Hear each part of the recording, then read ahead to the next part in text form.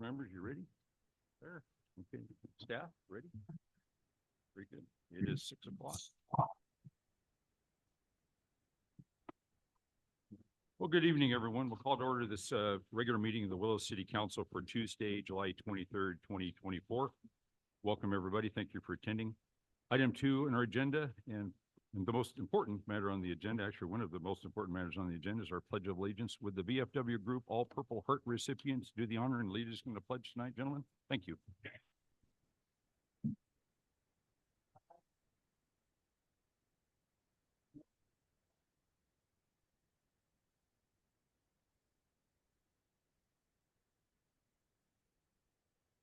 I pledge allegiance to the flag of the United States of America, to the republic for which it stands, one nation, under God, indivisible, with liberty and justice for all.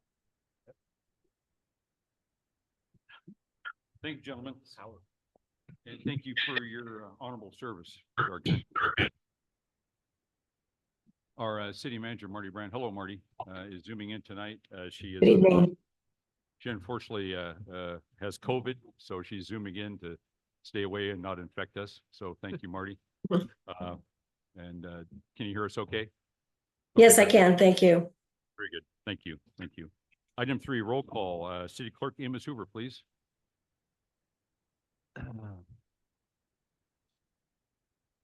Councilmember Thomas is not here this evening. Councilmember Sprague. Here. Councilmember Vodden. Vice Mayor Hudson. Here. Mayor Hanson. Did you say? Mayor Hanson. Oh, here. Thank you. I'm sorry. I Okay, didn't yeah, hear you. everyone's present or accounted for, sir. Thank you. Thank you. Thank you, Amos. Item 4, changes to the agenda. City Manager Marty Brown, any changes to the agenda this evening? There are no changes to the agenda. Okay, thank you very much, Marty. Item 5, ceremonial matters. Item 5A, we have a proclamation tonight, designation of Willows as a Purple Heart City. I'll read the proclamation and then it'll be presented to our VFW group. City of Willows proclamation, a Purple Heart City.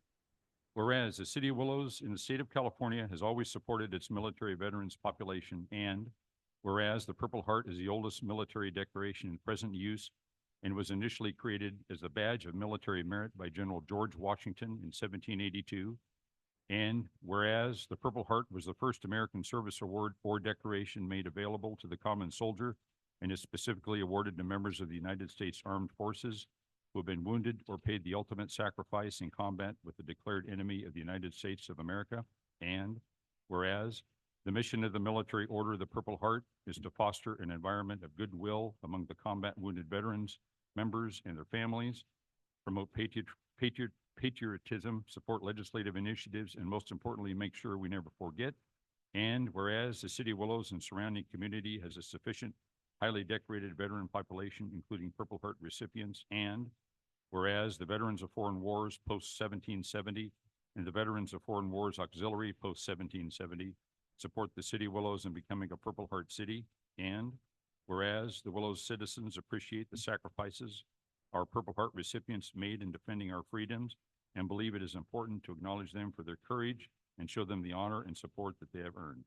Now therefore be resolved, I, Gary Hanson, Mayor of the City of Willows, and on behalf of the Willows City Council and the citizens of Willows, do hereby proclaim the City of Willows a Purple Heart City and encourage the citizens of the City of Willows to show their appreciation for the sacrifices of the Purple Heart recipients in defending our freedom, to acknowledge their courage, and to show them the honor and support that they have earned, a witness whereof I appear to set my hand and official seal of this 23rd day of July, 2024. Thank you again, gentlemen. I have a proclamation to present to you.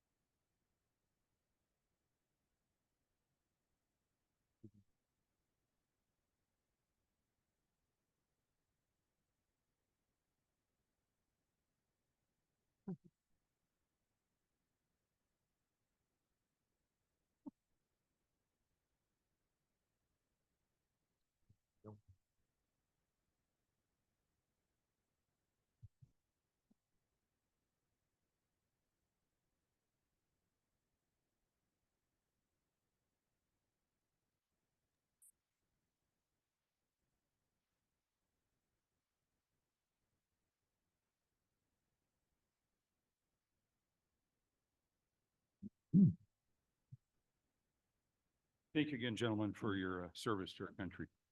Thank you. I mean, we can't say thank you enough, and thank you very much for attending tonight. It's an honor and privilege to have you in the audience. Item 6, public comment and consent calendar forum. All matters on the consent calendar are considered routine and are approved by one motion and one vote unless council members or the city manager first request that a matter be removed for separate discussion and action. Individuals wishing to address the city council concerning consent calendar items or regarding matters that are not already on the agenda are invited to make oral comments of up to 3 minutes at this time. Please address your comments to the mayor and council members and not to staff or the audience. And just as a reminder, by state law, the council is not permitted to undertake any action or discussion on any item not appearing on the posted agenda. We'll begin with the consent calendar. Are there any public comments in reference to the consent calendar this evening? Or consent calendar, any public comments? Nothing? Are there any public comments in reference to any matters not on our agenda tonight? If so, please approach the podium. Yes, sir.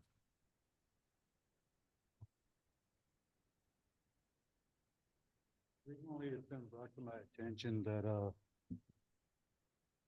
the fee for, having the alleyways cut has been, Oh, we're kind of outrageous. oh, Mr. Allen, we'll address that. That matters agendized for later discussion. We have a public hearing coming up very shortly. Matter of fact, it'll be the next item up after the consent. So, okay, thank you. Thank you. Are there any, is there any public comment in reference to any matters not on the agenda? Oh, Jim. Marty, I was gonna talk to you tonight, but you're not here, so, but I'll talk to these gentlemen. Decades. For the past decades. Gary knows, we all know that our library, the funding, whether it be from the cities or the counties or whatever, has always been somewhat inaccurate. And there's been a large disparity and stuff like that. And I brought that up several times with within our structure of government. And I've talked to Marty about it, and I had a meeting with the librarian the other day. And we had a really good conversation with about monies and how we derive to those monies and stuff. And Mr. Betancourt had sent me a lot of information, and I appreciate that. But in my research, I looked, and we have a law library. Remember where the law library was when we were in law enforcement, Gary? And but now it's not. Now it's in a small little cubicle in our personnel area. And that's where the law library is. So last night, I don't know if Dave saw it or whenever I had them do what's going on in Willows, to ask for a survey to see if anybody even knew we had a law library and what was the function of the law library. And some of our residents, I mean, or the one or two got it right, but some of our residents didn't even know we had one, thought that it was not there. The self-help legal there down in downtown, they didn't even know that the county had one, and they were sending them over to the public library in Orville because that's where their law library is. So, and most of the law libraries are in the public libraries, because in talking with Jody, her staff is maybe not completely knowledgeable of it, but they help them navigate through it. So if that be the case, then why aren't we putting the law library in that same function that they're already doing? Because they're doing things for our veterans, our seniors. They're showing them where to get the self-help, and they're doing all these things. So I looked, and the court filing fees for the county, those go into a fund to fund the law library.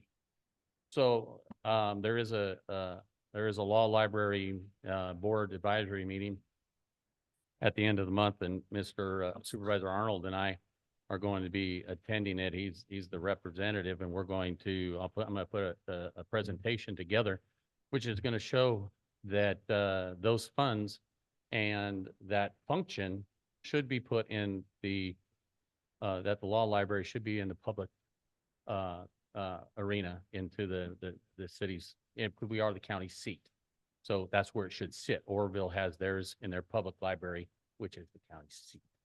So, I'm going to petition the courts and see if some of that funding can be made available to help subsidize, the Willows Library and put that function where the community is able to understand that that's where they would go, because they're going there already. And so that's, what we're going to do. Supervisor Arnold and I, at the end of the month, are going to, put a presentation together to the, directors of the, library, the Law Library Board, the judges and the county councils and stuff like that, and see if we can free up some money so we can possibly, be able to assist better for the Willows Library. So I just want to let you guys know Yeah, that. very good, Mr. Yoder. Thank you, because the law library was always located just on the other side of the Superior Court. I'm sorry. Yes, sir. Yeah, well, Oh. just to say, yeah, absolutely. But the law library was always in the, before the courthouse remodel, right next to, Yeah. the main courtroom. Yeah, as soon as we went in, you took a right and you went down in You there. went down the right, on the way to the jury room, and then, yeah, I know there's a longstanding board, library board. Well, I know all those paper, all those leatherbacks and stuff like that. I believe they got rid of those, or that was on their agenda, to kind of dispose of those, because everything's going digital, everything's going online. And And there is so- on the tour, there was a dedicated law library room in the new remodel. Yeah, I don't think that's gonna be, a functional thing. But as far as, Right. open to the public, I mean, that's a different subject. Yeah, as long as you can navigate the security system. But anyway, Yeah, okay, Jim. Well, thank you. exactly. Thank you for the information. Yeah, of course. Mr. Bud, yes.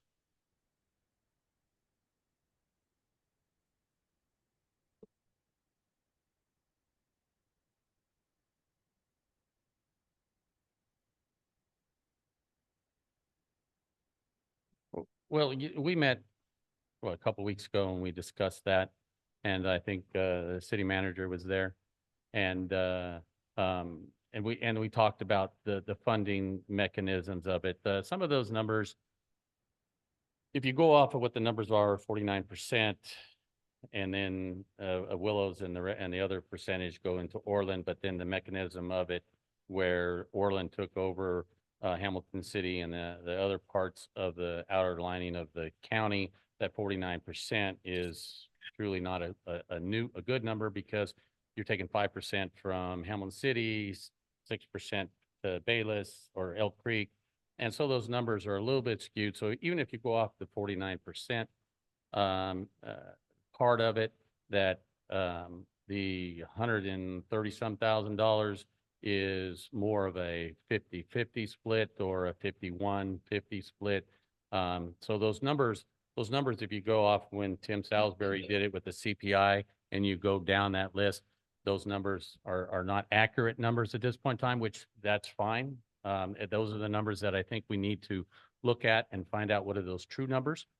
And we need to try to address that and try to get to that number. Now, if we can get the law library in that function, that takes some of that burden off of both of our entities, to be able to make that function and, provide our community with a library that, is functional all the time. The librarian and I talked about cooling center. What happens when it's designated as a cooling center? What if the library wasn't open? City of Chico went ahead and identified that. They gave an extra $100,000 to the, county, or to the county library, so they would make sure that they had all that they were open all the time. And, unfortunately, when you're talking about OES, you're having to meet a $75,000 threshold in order for that to happen. So that's kind of not going to make it. But I think we all need to identify is that we are opening up a building that possibly, due to budget constraints, could be closed, and that would not allow a cooling center for our citizens. So those are some of the things that we need to look at, that we need to take in consideration. Supervisor Arnold and I have been looking at those things and we're working on those to identify how we can get funding. Supervisor Arnold and I are a little on disagreements on percentages. I think his is probably the better percentage that you guys would be looking for. But you're our supervisor. But, those numbers, a little skewed as they are, they're not off by far. So those are the things that we have to look at.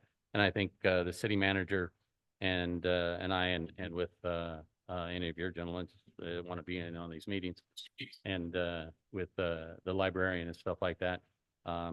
We can look at it and figure out how we can come up with those dollars. Thank you. I think all of us are sitting in an economic restraint environment these days. Thank you, California. I didn't say that. But we are, and we have to deal with it. But to take away funds from our libraries, I don't think that's the avenue we should take. So anyways, anything else, gentlemen? Okay, Thank you. Thank you, Mr. Yoder. thanks for your attention. Are there any other public comments in reference to any matters not on the agenda? Okay, I thought maybe we had some public comments on anything, any public comments in reference to matters not on the agenda. Anything else? No? Okay, thank you. The consent calendar, item 6A, register approval. Consider approval of the general checking, payroll, and direct deposit check registers. Item 6B, minutes approval. Consider approval of the June 25th and June 26th, 2024 meeting minutes. Item 6C, council member liaison to the Chamber of Commerce. Consider appointment of council member Thomas as a liaison to the Chamber of Commerce. Pleasure of the council in reference to the consent calendar. Mr. Mayor, I move the consent calendar as presented. Councilmember Vaughn has moved to approve the consent calendar as presented. There appears to be a fight over the second. Who has the second? I'd like to pull a couple items. Dave jumped into Oh, I'm sorry. That's all right. Didn't I'd hear like to pull items B and C. Oh, you did not have a second. I did not have a Okay. second. I wanted to pull. So David we'll was on the, start on the gun real quick on this. we'll go ahead and take both are. item 6B. Mr. Sprague, item 6B. Yes, item big 6B and 6C both. Go ahead. 6B We'll begin with On 6B. 6B, this is in reference to correspondence, the minutes of the meeting of June 25. I submitted a fairly lengthy letter to the city council in reference to the budget. I would like that letter and the subsequent public information request that I submitted along with that letter to be added to the minutes of that meeting, please. Mr. Sprague, going back on our council policy, those types of letters are not added to the minutes as they were not part of our agendized discussion. That's interesting.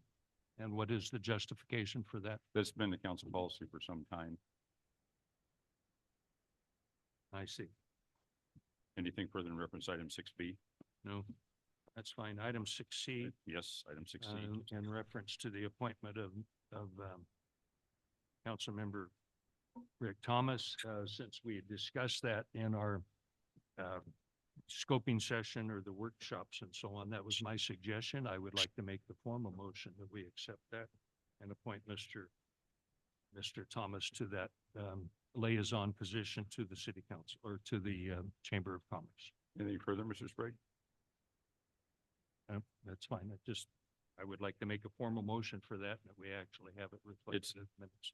Thank you. It's been, Councilmember Vaughn has moved to approve the consent calendar as presented. Is there a second? Second. Vice Mayor Hudson has a second for the discussion. All those in favor signify by saying aye. Aye. Aye. Opposed? Aye. Who's that opposed, Mr. Sprague? No, Or in that's favor? fine. I'm not You're- opposed to it. if You're that's- voting in favor? I'm voting in favor. Okay, thank you. Matter carries 4-0. Moving on to item 7, public hearing.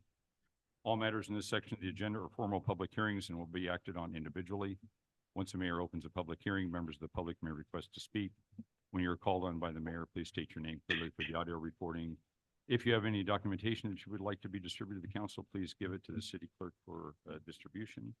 We do have a public hearing this evening, item 7A, the public hearing in reference to weed abatement, special assessment. We're going to conduct a public hearing in reference to the weed abatement, special assessment, and upon conclusion of the public hearing, consider adoption of the attached resolution confirming costs of abatement and declaring them a special assessment as of August 2nd, 2024. Fire Chief Nate Mock. Good evening, Chief. Good evening, council. This is the final step in our multi-month weed abatement process that we do every year. As you will recall, back in April, the council adopted the weed abatement schedule, as well as declared the stated properties nuisances. And we sent out notices to all the property owners. We also, at the same time, went out for a competitive bid for the city weed abatement contractor. We received one responsive bid, which was Burt Construction. We held a required public hearing, which was the property owner's opportunity to contest. Basically, that was the time to contest the declaration of the property being a nuisance. We continued on with the weed abatement process. The city was resurveyed. I believe the initial survey had close to 500 properties that were sent notices. At the end of the 2024 weed abatement process, we abated a total of 28 properties. Of those 28 properties, 18 of those properties were owned by absentee landowners. And with that, if you have any questions for me, I can do my best to answer them. Yeah, thank you very much, Chief. Before we open the public hearing, gentlemen, questions, comments for Chief Monk in reference to this matter? I do. I have a quick question. Yeah. On it. In reference to address 143 North Yolo, which of course is the highest on their 10,000.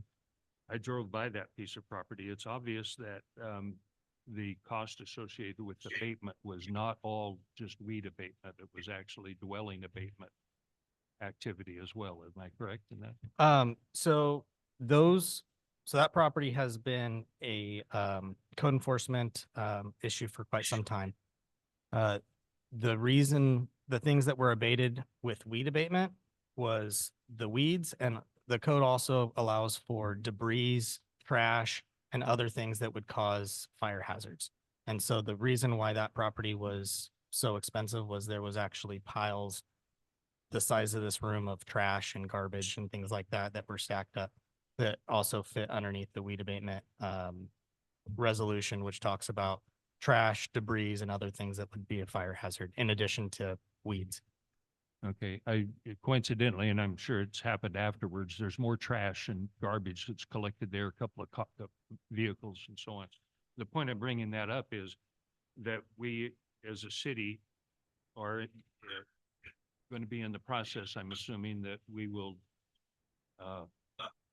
force the owner to be able to do some other things with that building, or we'll end up doing whatever we as a city, because it's inhabitable. It's unsafe. Mhm. So I was just concerned that we're bifurcating or separating those items that we're dealing with outside weed abatement as opposed to the abatement of the structure itself, because we're going to have right after this, we're going to have another. Yeah. And the code sections are different, the laws are different. So I just wanted to make sure that we were separating those two issues of outside abatement as opposed to the abatement of the structure itself. And that might be a question for the attorney to answer more than you. I don't know. Yeah. So, I don't know exactly how much I am allowed to say about 143 North Yolo and the process that's currently going on with that. Yeah, there's actually active pending litigation. I'm sorry. There's pending litigation for that case. There's pending litigation between the city and the property owner at 143 North Yolo.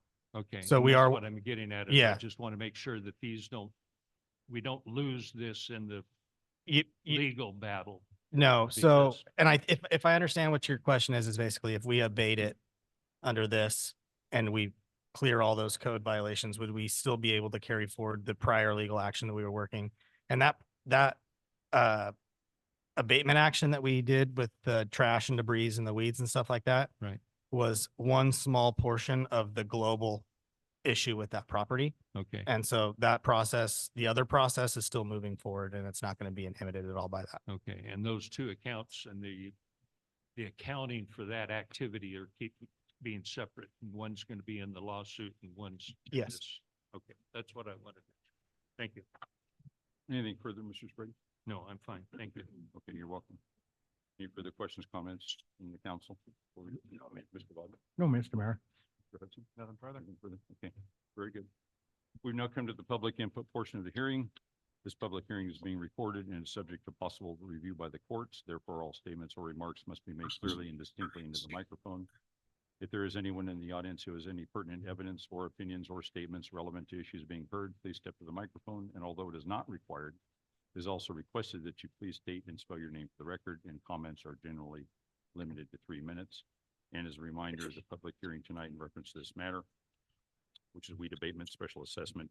The purpose of this hearing, as Chief Monk indicated and as indicated in our staff report, is to discuss the cost of abatement only. The hearing on protesting and ordering abatement was held on May 14th, 2024.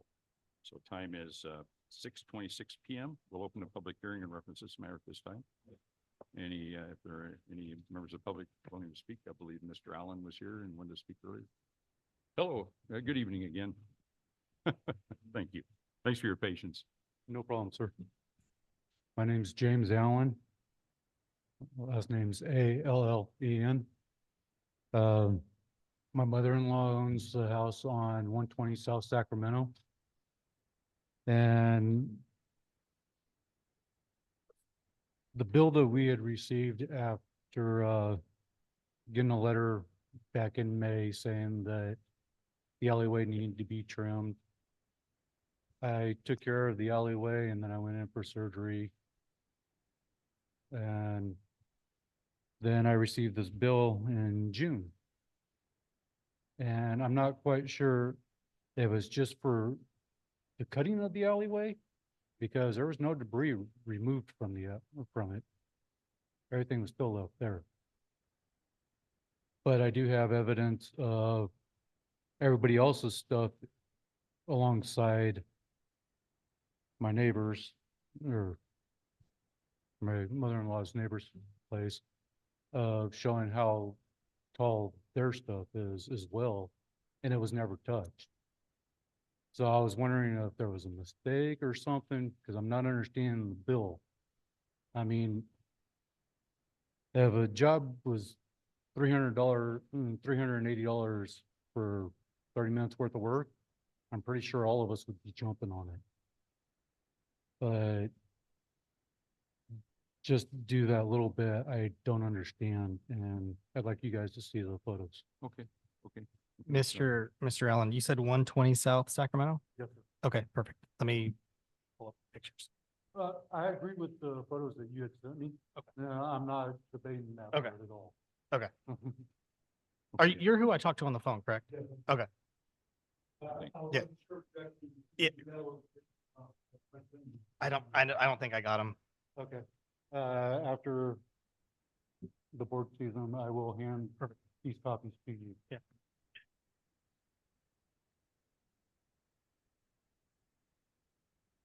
The last 4 pictures are actually of 120 South Sacramento. The last 4.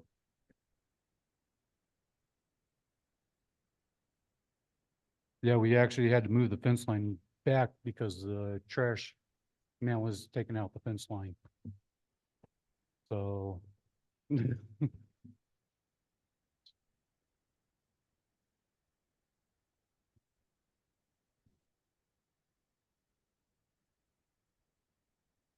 No, Then Chief will have. when I talked to the chief, he actually did send me pictures of what the property looked like and stuff, and I completely agreed with him. My son was supposed to be taking over for me while I was recovering, and with his work schedule and stuff, he fell behind. Mhm. So, Thanks.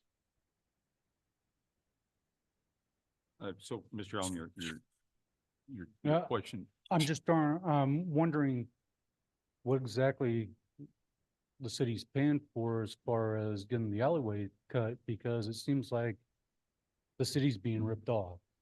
And that concerns me. Okay, all right, thank you, Mr. Allen. Chief? Chief Monk, any?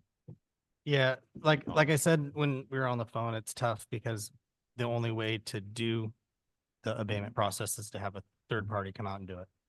And we do a competitive bid. We try to solicit local contractors that have the licensing requirements. And he was the only person that put in the bid for it. It's actually cheaper than it was 2 years ago. Yeah. And I get it. I wouldn't want to spend $400 to have my alley weed eated either. So. Yeah, not for, let's see, what I measured the alleyway at, the north alleyway is 60 feet by 3 inches long and 4 foot wide, and the east side of the alleyway is 48 feet and 5 inches by 6 feet wide. I mean, $400 seems an awful steep for a little piece of it. That's basically what a lot of people are paying for an acre to get bigger stuff. Yeah, thank you, Mr. Allen. Chief, 25% of that is administrative fee? Yes. Yeah, the 25%. minimum charge is $325. And then there's the admin fee on top. Okay, all right, 325.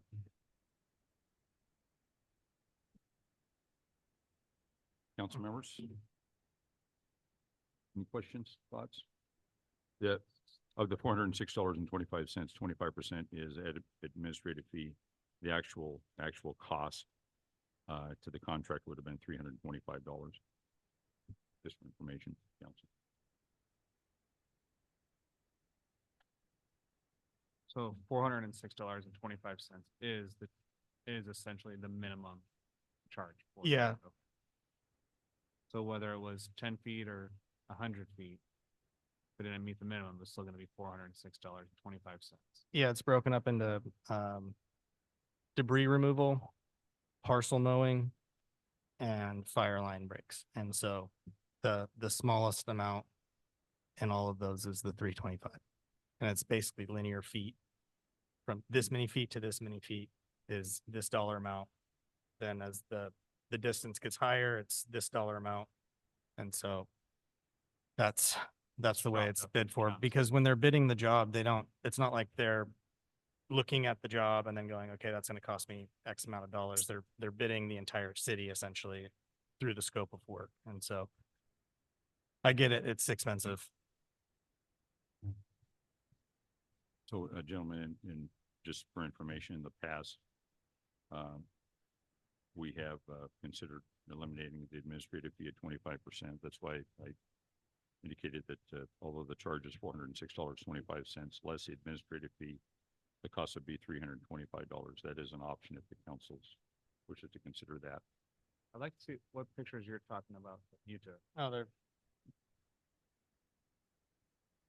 The weeds were actually about 2.5 feet tall alongside the fence. And then I'm confused because you said the last 4 pictures are of your property.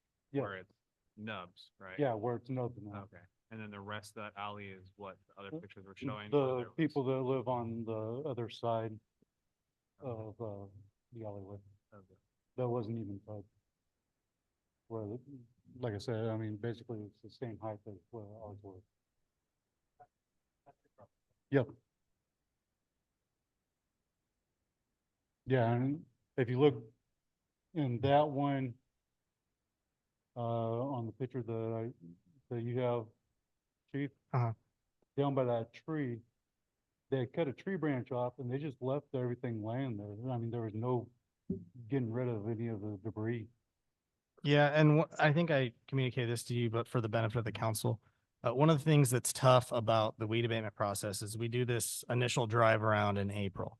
And so when we look at the property, we have to look at it through the lens of does this look like it's been mowed? Does it look like it hasn't been mowed? And in a month from now, is it going to be a hazard?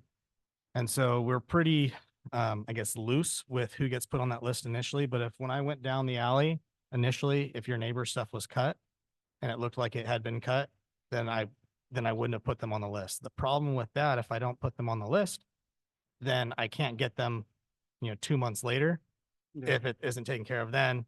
And then there's this tough dichotomy, because if I would just put everybody on the list, like, yep, everybody has weeds that could get rid of and could be a hazard, then the amount of phone calls that you get is not good either, right? So it's this tough guesstimation game. Understandable on that, but I mean, even after they did it, Mhm. they would at least went and told my son that actually lives in the house right now, Mm. hey, we just got done mowing. You're gonna hear from the fire department, that would have been awesome, but we didn't hear anything for 6 days, you know? Like, and like I said, my son had came and got my equipment so he can mow it on the 15th, Mhm. so the day after. Yeah. And I was like, okay, he knew nothing about it. Yeah. So, just, I guess you want to say it's common courtesy, just you don't wind up being on somebody's property, give them a heads up. That's all I'm asking. Is there a notice system that can go out with that, or nothing that's really ever been done before, right? I'm sorry, what was the question? Like, there's been no notice given, like, hey, we're gonna be there sometime in the week of.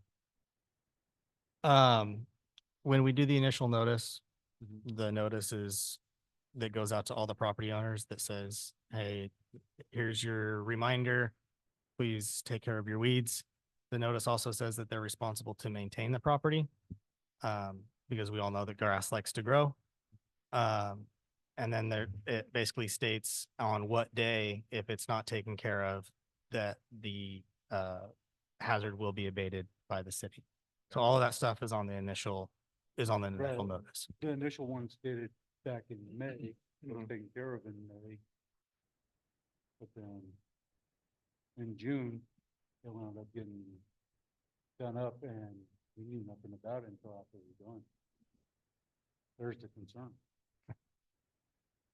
I mean, one notice is great to give us a heads up, hey, fire season, make sure you guys are doing, keeping the yard work up, but if somebody goes along and cuts something down, we don't know if it's you guys or somebody else. Anybody come to the door and say, yeah, we just got it, and now you go with money, you know? There's no heads up on it. Okay, Mr. Noel, thank you. Anything further? Mr. Brown? Mr. Mayor, if I might. Yes, I'm Mr. trying to understand the purpose of your pictures. If you showed yours as being fairly minimal, and you showed other pictures that you gave us had quite a bit of vegetation growing. So is your argument then, if I'm understanding you correctly, is you were charged as much as the rest of the, and you're trying to get a re- No? Okay. Microphone, please. My apologies, sir.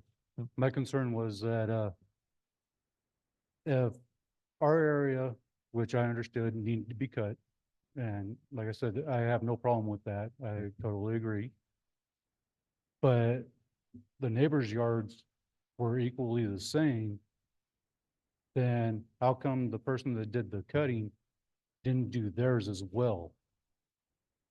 You know, I understand the safety behind it, but I don't understand how come one portion got done and not the others. I see. That's my main concern. Thank you. All right. Thank you for the clarity. Thank you.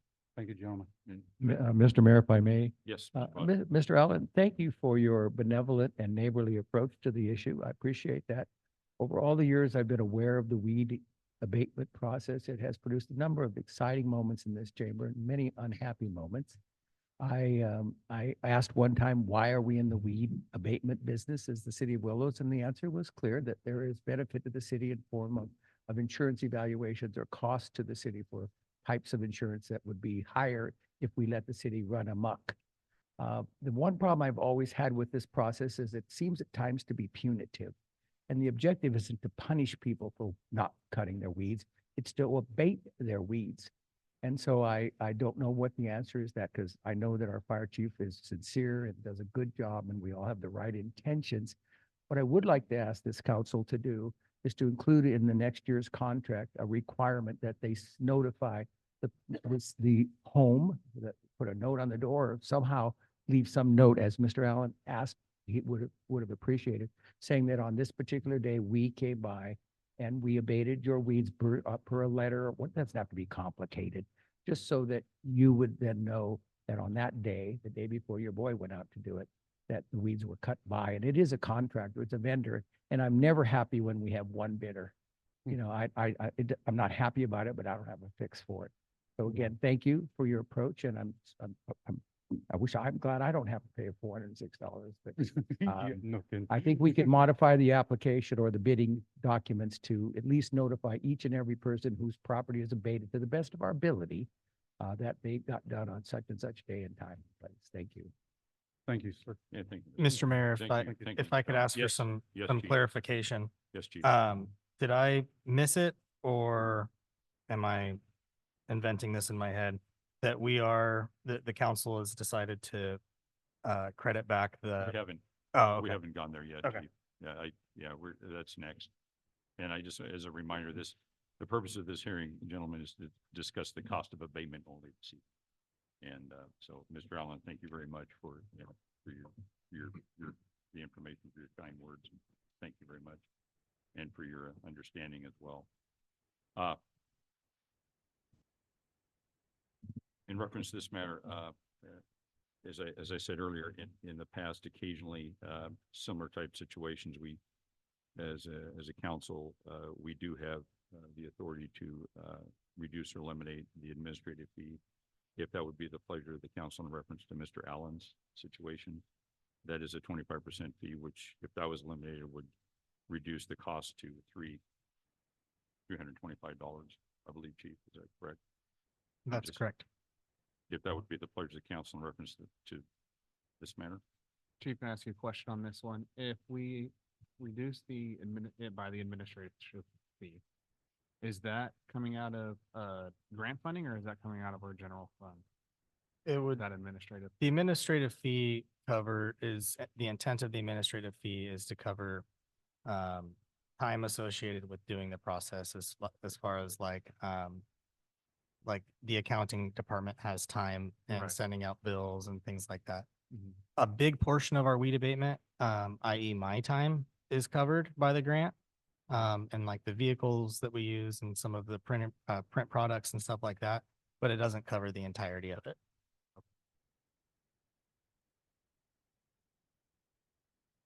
If it's there, before we move on, are there any other public comments in reference to this matter this evening? Any other public comments? No other public comments? That being the case, time is 6:43 PM and we'll close the public hearing at this time. Gentlemen, Mr. Hudson. And then is all the weed abatement, is it done for the year then, or is it still ongoing? As far as the big citywide effort, this is the end of it. That's not to say that should we get another complaint of a property that's developed, since this process, that we wouldn't do another weed abatement action, but this is the big one that we go through the whole city.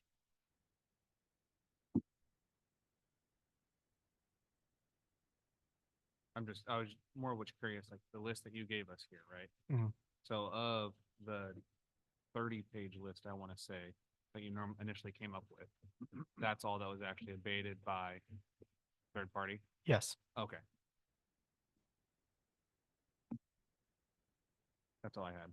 Okay, thank you, Mr. Hudson. Any further comments? Just an inquiry here, I think. I drove around the rest of the city, and if I understood the answer correct, you're done this year with the weed abatement at this point. The big effort where we start in April and drive up and down every street and every single alley. With Okay. that effort, yes. Now, if there is, everything that we do from here on out would be receive a complaint, go out, look at the property and do separate noticing. But the big bulk blanket approach, that effort is done.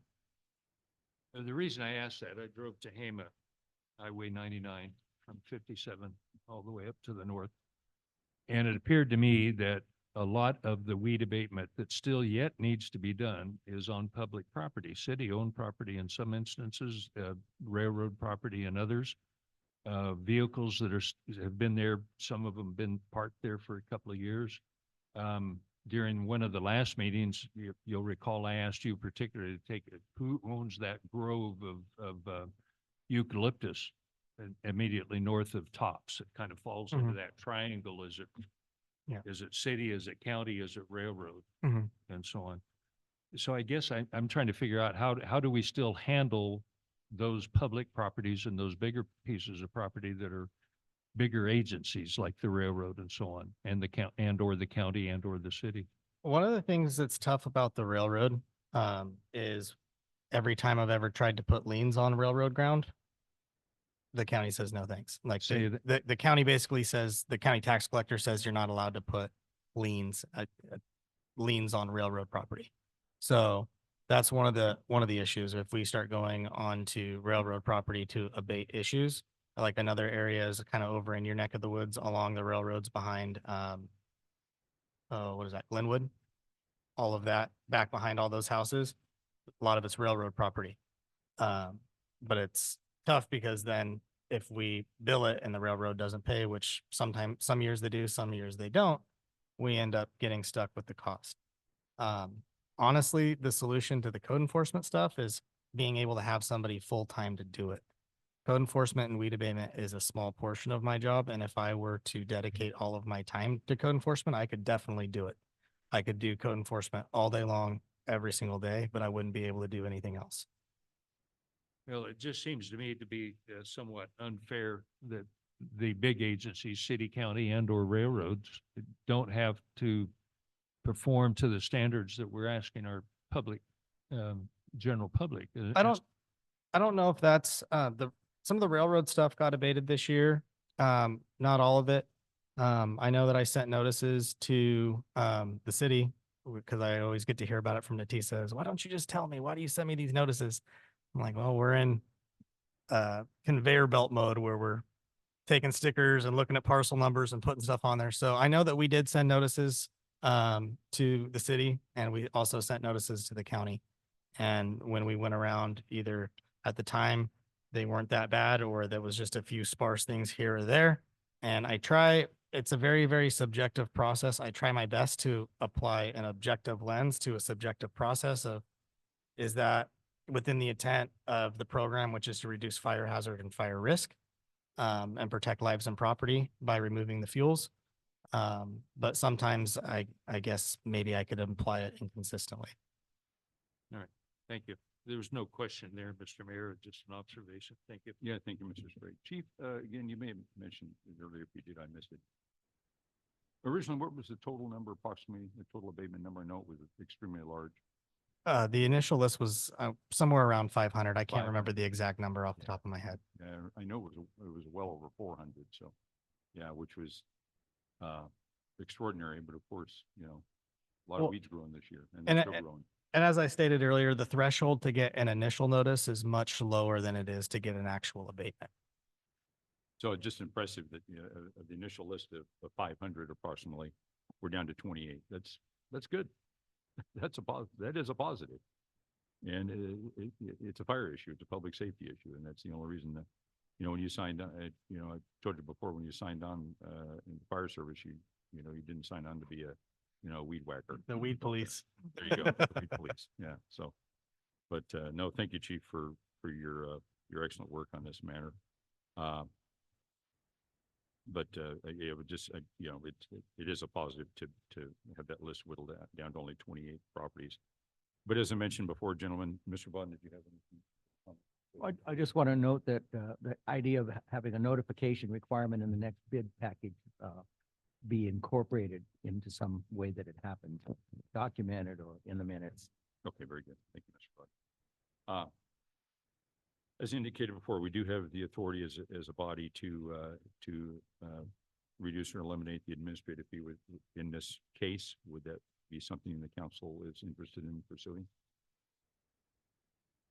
That would reduce this from 400 and Mr. Allen's matter here from $406.25 to $325. If the council's so interested, I would be in support of that. I'll make the motion for that, Mr. Mayor. Okay, actually, that would be just direction to the fire chief. Mr. Sprague. Do we have consensus? Mr. Sprague, you're in agreement? Mr. Hudson? I'm in agreement. Yeah, I mean, I like the idea of it. My deal is if we treat one that way, we can treat them all that way. There you go. When I Well, do- There's the bottom line. and when We I owe do it the- to our citizens to be fair as much as I would like to do this kindly gesture in the presence of the person who is here to speak to it.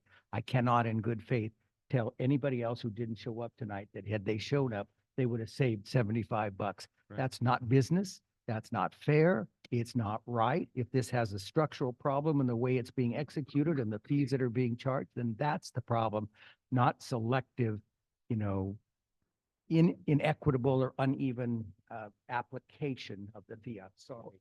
I really would like to do it, but I can't justify. Understand, David, Mr. can Vaughn, I- but this David, is, can I finish? yeah, but this is a case by case matter. This isn't Understood. blanket. So Understood. Mr. Hudson, I yes. said my piece. Yes.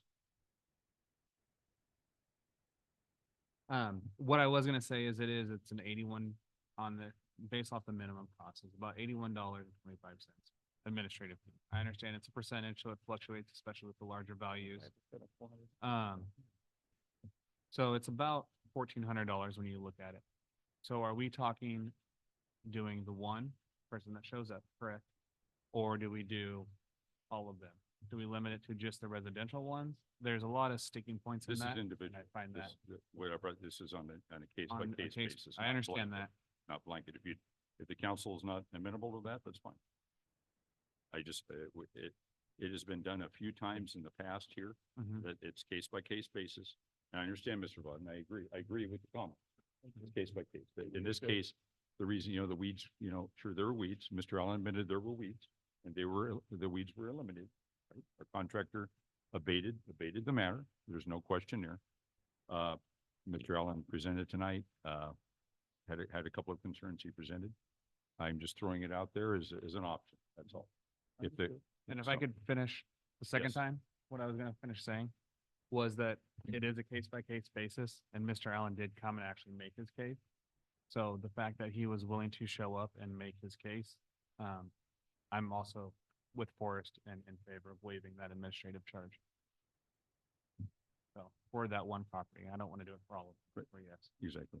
Yeah, absolutely. Just it's case by case. And It would now be I'm, for the one now I'm property. done saying. what Are you I'm gonna finished? say. Are Yeah, you now I'm very good? finished. Thank you. Don't want to interrupt you. Okay.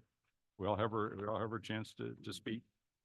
Very Yeah, good. I would like to add to that. I do not disagree with your assessment at all, David. I agree. It's just one more example of this somewhat arbitrary, selective application, whatever you want to call it, that is kind of systemic and from my perspective. I'd feel better if we were willing and able and took on the challenge of addressing the structural problem here It is, instead of the issue of an individual who, again, kindly and properly presented his case. So, I mean, I will have to vote against it based on what I said. However, I will pursue some form of readdressing the way this is done. I agree. I think that's just another matter that needs to be agendized for us to actually discuss. Yes. I'm in agreement with you. I just, so the There- gentleman there's- who came up and brought his case forward and, took the time out of their evening to come here and actually be a concerned citizen for us to say, hey, no, you're not in the wrong here, so. David, we sometimes sit in a judicial capacity with a judicial hat on, as we're doing right now, and then a legislative hat that you're talking about. We need to resolve. Kind of a distinct. And I do have to say, my house was on that long list that he sent. So I was also, figuring out that notice as well, so. So, Mr. Sprague, are you still in favor of reducing the administrative fee? I am. Mr. Vaughn, and Mr. Hudson? I am. And Mr. Vaughn, you are opposed? Opposed on the basis. Okay. Understand, absolutely understand. I'm in favor.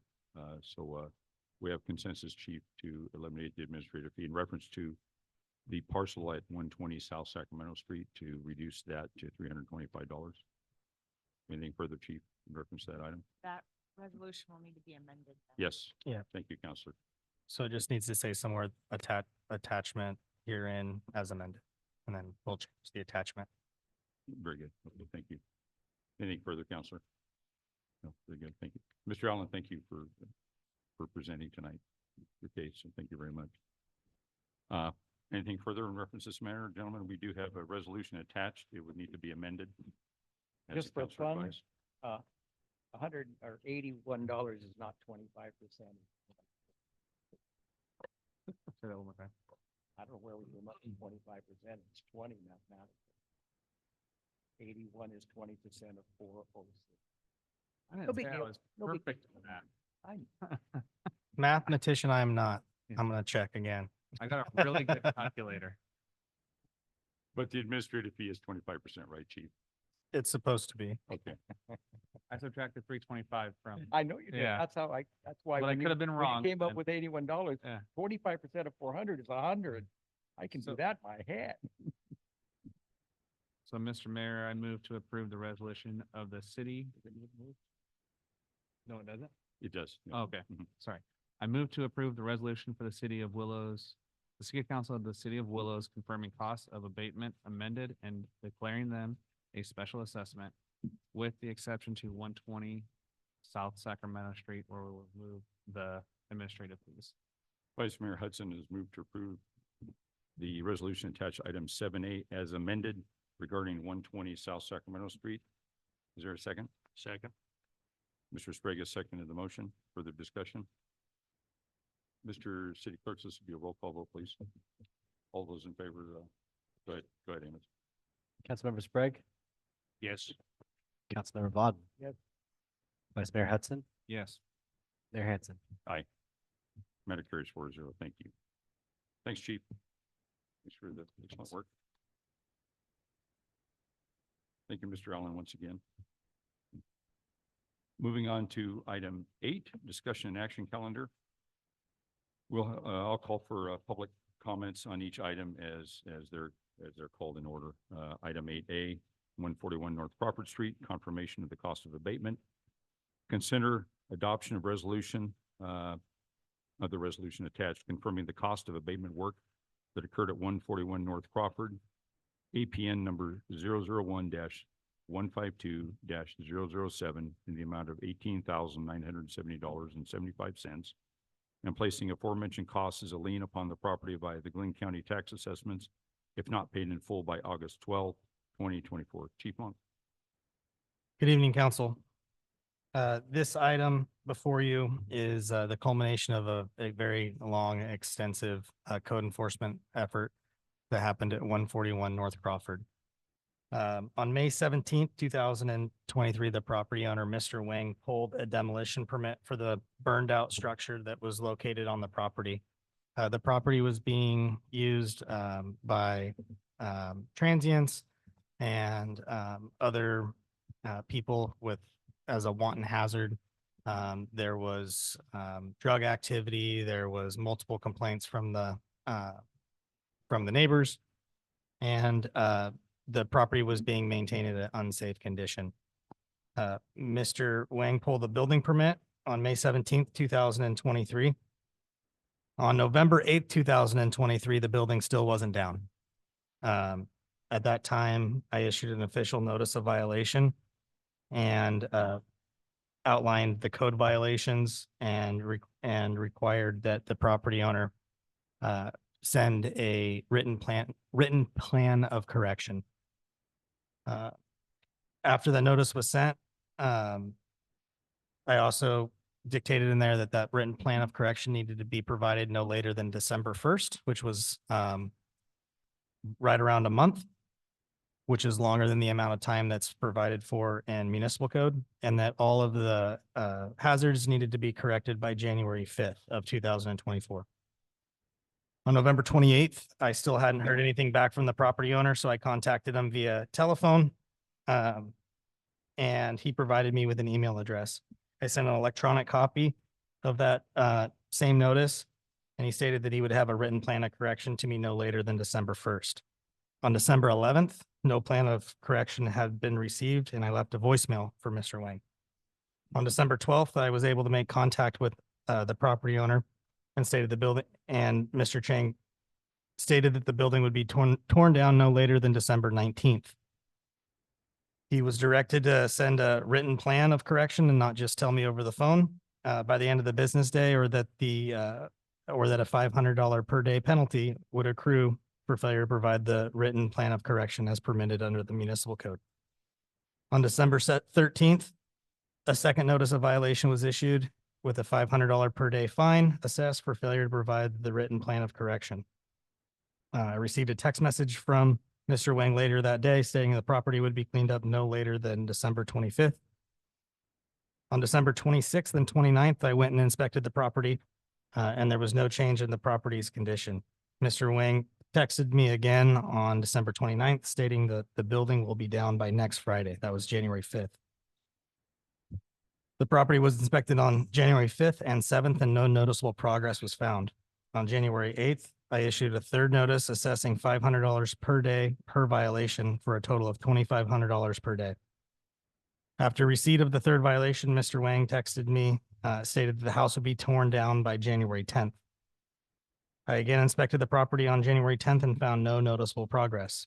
On January 12th, I received a text message from somebody who he had hired that they were at the property working. An inspection was performed and work had finally begun. On January 19th, the physical structure had been demolished, but all the rubble was still there. On February 12th, I emailed Mr. Wang and advised him that there was still considerable amounts of rubble and debris present at the site and that it needed to be cleaned up, and that fines continued to accrue. The property was inspected multiple times in the month of February with limited improvement.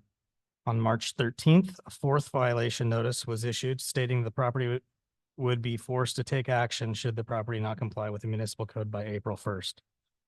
On April 1st, a 72-hour notice of summary abatement was issued and posted on the property as required. On April 8th, multiple hazards still existed on the property and were abated by the city contractor. The property was brought into compliance and fines ceased. On April 12th, the invoice was emailed to Mr. Wang for code enforcement action, and he was directed to contact the city manager regarding any concerns and to schedule a payment plan if needed.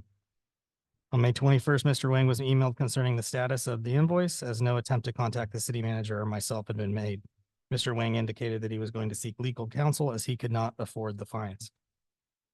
As given with the documentation and the amount of time I worked on this property, he was given ample opportunity through code enforcement process to address the issues. Some of the things that he said via the telephone to me was that, oh, the roads are closed and we can't get out there. Again, this has been, he obviously knew it was an issue back in May, and this was now in January, February, March. Also, once he told me that, I sent him screenshots of the road closures, and none of the roads from Chico to here were closed. Maybe the dips through Ord Bend, but we were never isolated completely and unaccessible by roadway. The goal of code enforcement, as I've said earlier tonight, is voluntary compliance. My job is much better if I send a notice or I call somebody on the phone and say, hey, this is an issue, it needs to get cleaned up. It is not a good use of my time having to spend hours and hours and hours, and in this case, almost 100 hours to mitigate an issue that is the property owner's responsibility. But since the goal is voluntary compliance, staff recommends the recovery of the actual cost only, and that we forgive the fines, which brought the initial invoice up to like $300,000 because he was getting $2,500 per day for several months because nothing was improving. The total amount that we're asking is $18,970.75. And for you guys to confirm that cost, and if the cost, and authorize us to place that cost as a lien on the property if it's not paid in full by August 2nd. And if you have any questions, here I am. Yeah, thank you, Chief, for that detailed, for your detailed staff report and your detailed explanation as well. And use the word forgiving. I would say that your approach, the staff approach, is extremely forgiving in reference to this matter. So, council members, but I'm sorry, was there a comment? I believe that's Mr. Wang. Yeah. Okay, thank you for attending. You may, yeah, please. Thank you. We're just going to call for public comment. So hello, Mr. Wang. Thank you for being here tonight. First of all, I want to thank, Could you please state your name for the record? my name is Chen Wang. Thank you. Yes. First of all, I bought this home as a burning house. The back of the house was already burned. So when I purchased the home last year, May, I start apply for permit. I thought I just need to tore down the back of the house. That's where the kitchen is. Then after I apply for the permit, I think the fire chief or code enforcement officer called me, said I need to tore down everything. So I wasn't agree with tore down everything. So I hold it until I make the decision. At that time, a lot of people move in. I think homeless people or something move in. Then they had another fire, I think, I believe, right? Then I said, I look at it, I don't know, with a fire chief or somebody, even nice enough, come to the building. He explained to me, look at all the bins are burned. You cannot save the house. I said, I agree with you. So I will tear down everything. At that time, I have personal issue. IRS garnish my bank account. So I cannot afford to hire a contractor to do everything. So I hire people I know. But the fire chief didn't add. This is already later. Frank will. He is the last contractor I hired. He helped me. Right. Already third person, he agreed to stay. It's in the process of cleaning, but I didn't have the resource, hire a big bobcat or something. I know that's the easy way, but I had no resource. So I understand his concern. I try to follow his order. I know he is for the city. Why I against him? I know he tried to do the job. I try to do my job. So he didn't specify. The property was already in the process of cleaning. It's not like I left the property like standing. It's already in the process moving along. We have over 20 dumpster already keep going, moving to the dump, right? Then one thing I hope the city understand is we bought that property, we want to finish it, then have somebody low-income family move in. That's our purpose. Because whatever the code enforcement, the fire chief, I know they try to do a job. I try to finish the job, except I didn't have the resource, right? I try to do the best I can. This is already, we have Frank, Mr. Frank, explain how we go through, try to follow the order. But I don't understand is after I was there a couple of times too during April. We almost finished, then he come with a working crew, finish up. Why he doesn't just last June just tore apart the house and move on? I don't understand that part.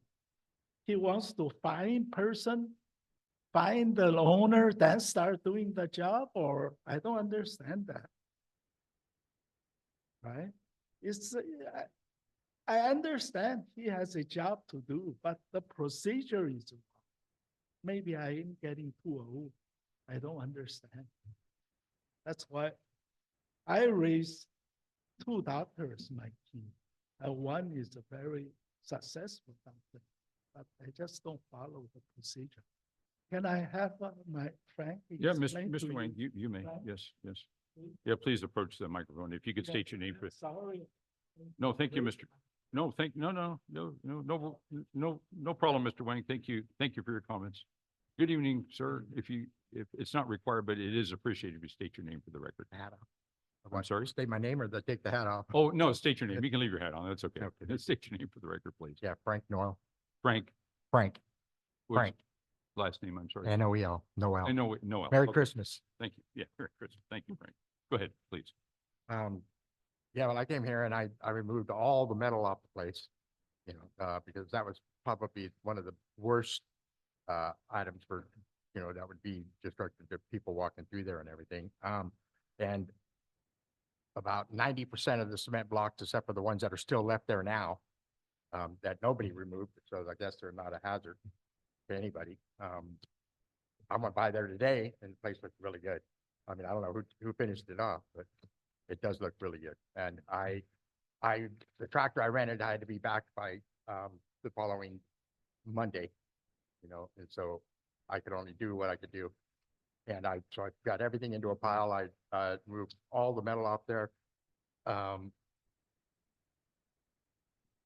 And that's what I could do. So it isn't like nothing got done. I mean, I know nothing got done in stages for you guys as far as you're concerned, that it took so long to get what you guys were trying to get accomplished here. And that's what you were trying to do, was get it taken care of rather than fines. And I understand that, Okay. but I did what I could do Okay. under the circumstances. Well, very good, Mr. Noel. Thank you. Thank you for your comments. Appreciate it. Thank you very much. Chief, anything further before opening up to questions from the council? I'll just wait for your guys' questions. Okay, very good. Okay, thank you, Chief. Thank you, gentlemen, for your comments. Council members, questions, comments for the chief? Actually, I do have one question. Are you, so you're Chris? Okay. Who's Chris?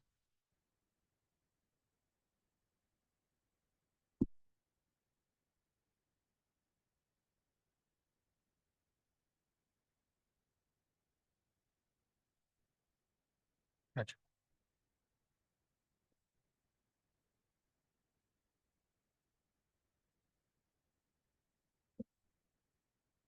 Yeah.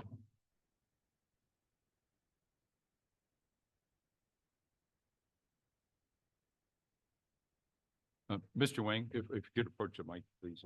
Yeah, capture, yeah. No, go ahead. Did you hear my said Well, Chris if you was could- the first If you can answer the contractor? question again, please. I'm Yes, sorry. Chris was the first contractor.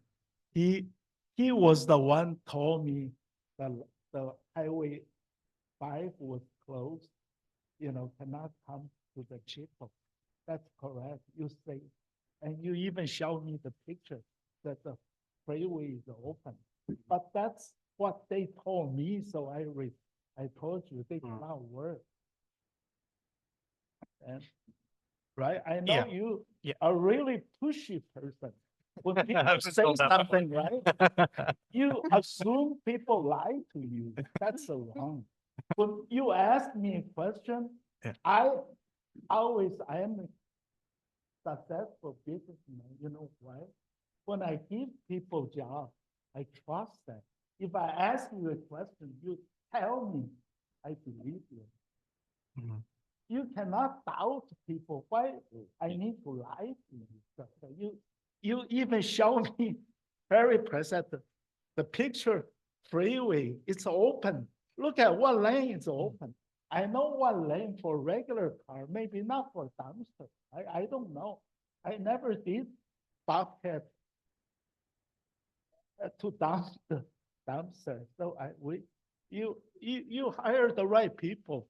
He is really pushy, but sometimes have to trust homeowners' answer, right? That's what I'm hoping for.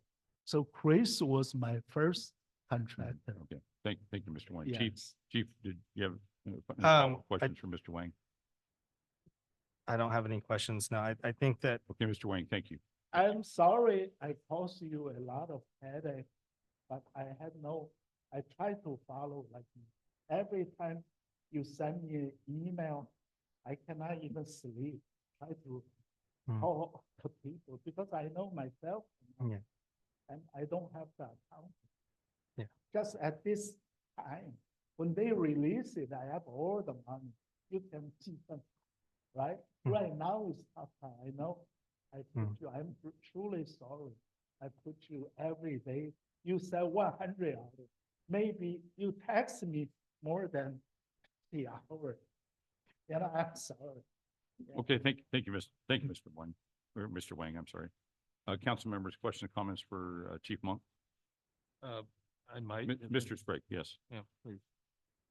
Quite frankly, having a hard time following this. I did look on Google and saw that this, I think it was 2018, that looked like a very nice structure, very well maintained home.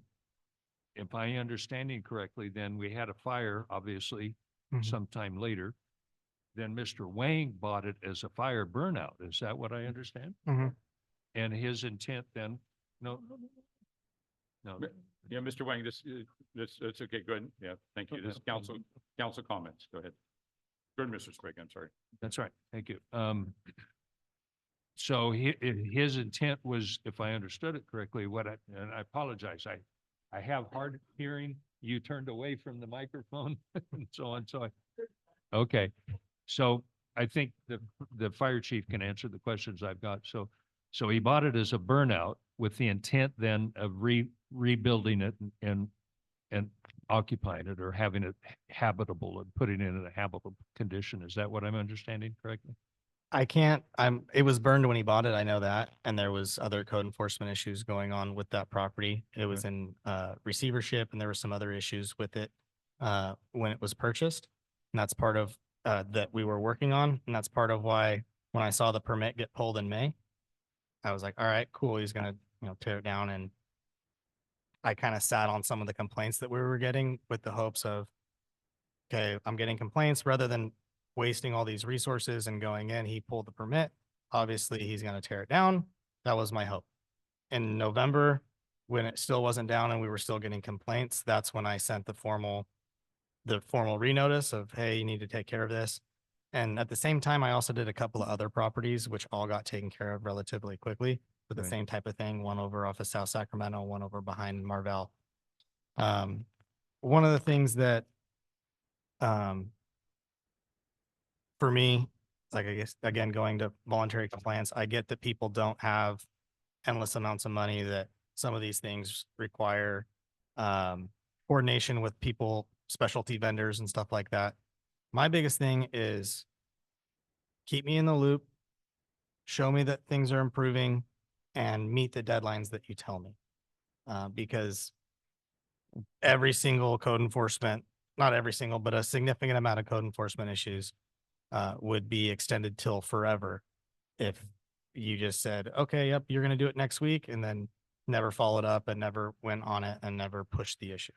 Okay, I understand that, and I can appreciate your thoroughness on this. I'm trying to cut to the chase a little bit to this. So he bought it with the idea of rehabbing it, if I understood it correctly, but that didn't happen.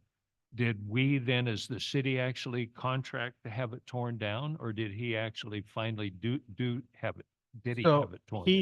So after, I believe, the third or fourth note, maybe the third notice, he paid somebody. I don't know if they were a contractor. I don't believe the first one was. Repeat that for me. I'm sorry, there was a cough. So he paid a gentleman named Chris, Okay, sometime in, I go back and look. In January, in mid-January, okay. paid a gentleman named Chris. I don't believe that he was a contractor. He kind of had indicated that he was working off his rent. But his and intent was to tear it down. was tearing it down. Okay. They put it on the ground, but left a significant amount of the rubble. If anything, it made the hazard worse by not removing the rubble. Yeah, and I saw your pictures on that. So then we hired the contractor to come in and pick up the debris. And finish it, yeah. Okay, all right. Then if I'm understanding, if I picked up what he's not necessarily debating with you that he goofed up and you did your job and for circumstances he couldn't comply. Okay, so I can understand that. And again, we've got our judicial hat on at this point in time from my perspective on this. So and you indicated here that you had a $500 per day, but then you went to a $2,500 per day. See attachment 5. But printout here goes from attachment 4 to attachment 6. I don't see attachment 5. So are we, just real quick, what was your justification for being able to go to $500 a month to $2,500? The municipal, oh, geez, the municipal code allows for $500 per day per violation. Right, the $500 per Yeah. day. I understand that, but you went from $500 on January 8th, you went from $500 per day to $2,500 per day. Attachment 5. There's no attachment 5 in my document. Let me look real quick to refresh my memory what attachment 5 is, because attachment 5 should have been in there. Mine goes right from 4 to 6. There's a couple of screenshots in the middle, but it's not identified as an attachment.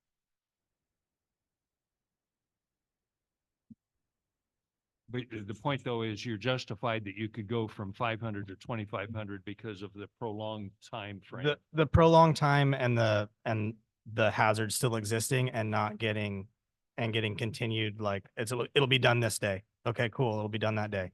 I drive out there, it's not done. It'll be done, this day. Okay, cool. Now I'm taking more time, more staff resources, driving out there, still not done. Understand. Yeah. Again, I'm trying to cut to the chase. So if I understand correctly here, then too, you're willing to waive if you've got the $500 per day and the $2,500 per day, you add a $230,000. You refer to it as fines and penalties. You're willing to forego that. Yeah, what I care the biggest is, there's, I think being realistic, I think, you could put a bazillion-dollar lien on that lot and it's not worth it, right? It's not worth it. It's not good. It's not worth it. The other thing is that the true hard cost to the city was what was paid to the contractor and then my time that I had to dedicate to it. And so it's staff's opinion that the everyday Willows citizen shouldn't have to subsidize someone else's private venture and their negligence with their property, with their tax dollars, especially when the hazard took up as many resources as it did. I understand and I concur with you. So, and then the 25% fee, admin fee, you're willing to forego that. So now we're down to, as you indicated, $18,000 for this, correct? I don't believe that the $18,000 is without the admin fee. I'm sorry, that's all you're asking for in your breakdown here was $18,000. You're asking for the amount of $18,970.75 is a lien on his property. I believe the $18,000 and change, that is the cost of my time, the cost of the contractor, plus the admin fee. Okay. Yeah. All right. The proportionate admin, not Yeah. the $61,000 admin. Yes, that's the proportional. So. No, Oh, well- gentlemen, no. Go ahead, Mr. Sprague. Go Yeah, ahead, Mr. thank Sprague. you. Thank you, Mr. Mayor. I'm trying to cut to the chase. and No, I satisfy understand. the problem. You're, here. understand. So if we're looking at, if you're satisfied and if the council would be satisfied with the $18,000 as a lien, and it sounds like he would still like to clean up the rest of the property and build something on it or sell the property. Is that correct? Okay. Let me finish my train of thought. Okay, would you please? I'm sorry, okay. So, notwithstanding your frustration, chief, and the time consumption and the neighbors having to contend with this and so on, I visited, it looks to me like it's a stone's throw of having a clean lot. Yeah, when the contractor took care of it, he took everything. The only thing that left or that stayed was those front steps, I believe, that were a solid piece of concrete. Yeah. And There's there was no rebar sticking out of it. He asked if I wanted it gone. I said, there's no rebar sticking out of it. That itself isn't a hazard. It's gonna be more money to throw it away. Just leave it there and I bring it down to level ground. And that's what he did. Yeah, everything I saw was a stacked pavers, a dozen brick, half bricks or so, and some old flat work. Yeah, it looked really But good. I couldn't detect any subterranean stuff that still needed to be removed, any foundation or steel. It Nope. seems like the rest of Done. it is clear. Yeah. It's obviously on city sewer, so there's no septic tank to deal with. So it seems, again, my vernacular here, it seems like it's a stone throw of having a clean lot. It sounded like, if I understood this gentleman, is in the process of trying to get the rest of it cleaned up. And Mr. Wang, it sounds like you either want to build a new home or sell the piece of property. Is that?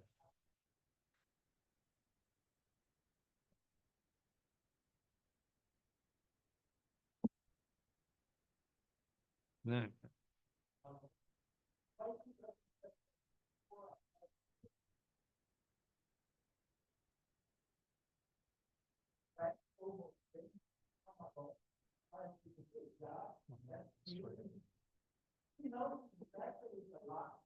Mayor.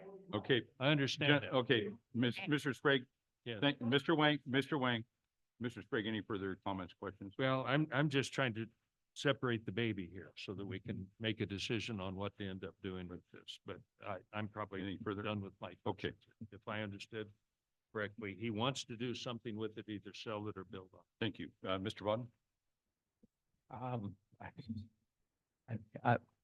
One key point in my review of this was the frequency of promises and failures to execute. It doesn't fit well with the dialogue of being sort of a victim. No, can't do that. He has to call you. So that is a factor in my thinking. On the other hand, there's a comment that this money will come from the general fund, which includes expenses of your job, which are already in the general fund. So that's kind of, I wonder how that works. So I don't know what the solution is. I mean, you're recommending that we collect 18,000, which includes certain overheads that are already covered by the nature of the city's business and it's the cost of the contractor that did whatever work we hired him to do. How much did the actual contractor bill come to? $69,069.50. And Councilmember, this, just so you're aware, this is in our ordinance and this is completely lawful to collect. the Oh, I know, abatement I understand that of it's collective- lawful. I don't know. Like I said, I don't really know what to do. What was the number again? $6,969.50. So the other 12 is The- basically overheads and admin costs. Councilmember Vaughn, if I may, while my salary is in the general fund already, that was over the course of the 6 months-ish. That was over 2 full work weeks of my time that I spent Good. dealing with that property versus being able to write grants, work Yeah. on trainings, And do if I things like may, that for the rest of Mr. the. Blanc, I don't question that. I understand. I just wanted to know the number. Gotcha. Because, if the contractor got 18 grand, that's one thing. And, but anyway, thank you. I just now have more information. I do not have a solution, Mr. Mayor. It sounds to me like the 18,000 is something we're going to have to collect. Thank you, Mr. Vaughn. Mr. Hudson? Well, it sounds like we either need to collect $306,000 or the 18,000. I mean, that's what it's coming down to. There's no not collecting the money because the city's in financial distress. Okay, we hired somebody to clean up the property, to clean up the hazards. I'm seeing over 6 months of time being spent on this. It should have been a quicker job, in my opinion. Or at least relayed, hey, there's some issues with me trying to get the property cleaned up. The fact that vagrancy was an issue with the property, so it was never actually sealed. So nobody did get hurt. Luckily, it was, some adults or whatever, not, somebody's kids in the neighborhood crawling through the house because they're able to get into it. So, yeah, I mean, I've heard your side, and now it's decision time as what's best for the city and the people that live here. And that's gonna be collecting the 18,000 that you're recommending in this resolution. Thank you, Mr. Hudson. Anything further, Evan? Nope, that's it. No. Mr. Mayor, just quickly for clarity, Mr. Sprague? this is a lien on the property. This is not an action for collection. Is that correct, Madam? Well, that would be the same thing, technically. The lien is the only way that we would be able to collect on it because it, is a method of enforcement on the property itself. Okay, so, So but the answer in to your order to question is- collect on it, we would have to foreclose on the lien then and force him to, If it goes to sell, yes. right? Yes. Okay. But So we wouldn't my be- point we is, would putting not be a, forcing the lien. No, we can't I'm- force the We cannot force the sale of the That's property. correct. So no, but this is our method of enforcement. Yes. If that answers your question. Speak a little louder into the, thank you. This is our method of enforcement. The lien is our method of enforcement of collecting. So to answer your question, yes. Does that Okay, answer your It's a question? lien on the property. It is a lien on the property, but we can't force the sale of the property. Correct. And so we can't force the lien. You But can't, this is the only way that we would be able to collect the money correct. if it's not paid. If he forced the sale or he sold the property. We can't force the sale. All right. Or if he went and got a loan against the property to build a new home, then we would be first in line to be paid off for that lien. Correct. Okay. So to me, it's kind of a, anyway, just, I needed the clarity. Thank you, Mr. Mayor. Go ahead. Yeah, you're welcome. I concur with my colleagues. These are actual costs, $18,970.75 were actual costs. This was a derelict property going years back. It's, Chief, thank you for your explanation. Mr. Sprague touched on that as well. I was absolutely, unfortunately, intimately familiar with 141 North Crawford Street. I want to commend Mr. Wang for purchasing that derelict property. Thank you for doing so. It was a problem property, and prior to you purchasing that property, the city spent a great deal of time and money in reference to handling that derelict property. But that wasn't your problem. That was before you purchased the property. So thank you for purchasing the property. Chief, you've very thoroughly outlined all of the timelines involved over many months. And the bottom line is municipal code was followed. I do believe that pursuing the actual costs is extremely fair, extremely forgiving. I'll use that word forgiving that I mentioned earlier in reference to this matter versus the option of all of the fines that we could be discussing tonight. So I think that's extremely fair on behalf of you, Chief, for recommending to waive those fees. And I concur with my colleagues to pursue the recovery of $18,975.75. Chief, anything further? Well, thank you. Council members, anything further? If not, there's a resolution attached. $18,970.75. Gentlemen, there's a resolution attached. Pleasure of the council. Find the right page. I'm trying to find the resolution.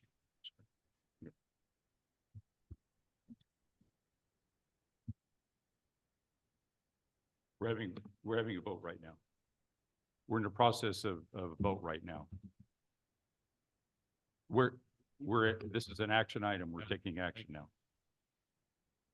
Pleasure of the council. Mayor, I move to approve the resolution of the City Council of the City of Willows confirming costs of abatement occurring on 141 North Crawford Street, Willow, California, 95988, APN 001-152-007, and declaring the placement of those costs as a lien upon the property if not paid in full by August 2nd, 2020. Mr. Hudson has moved to attach the resolution attached to item 8A as presented. Is there a second?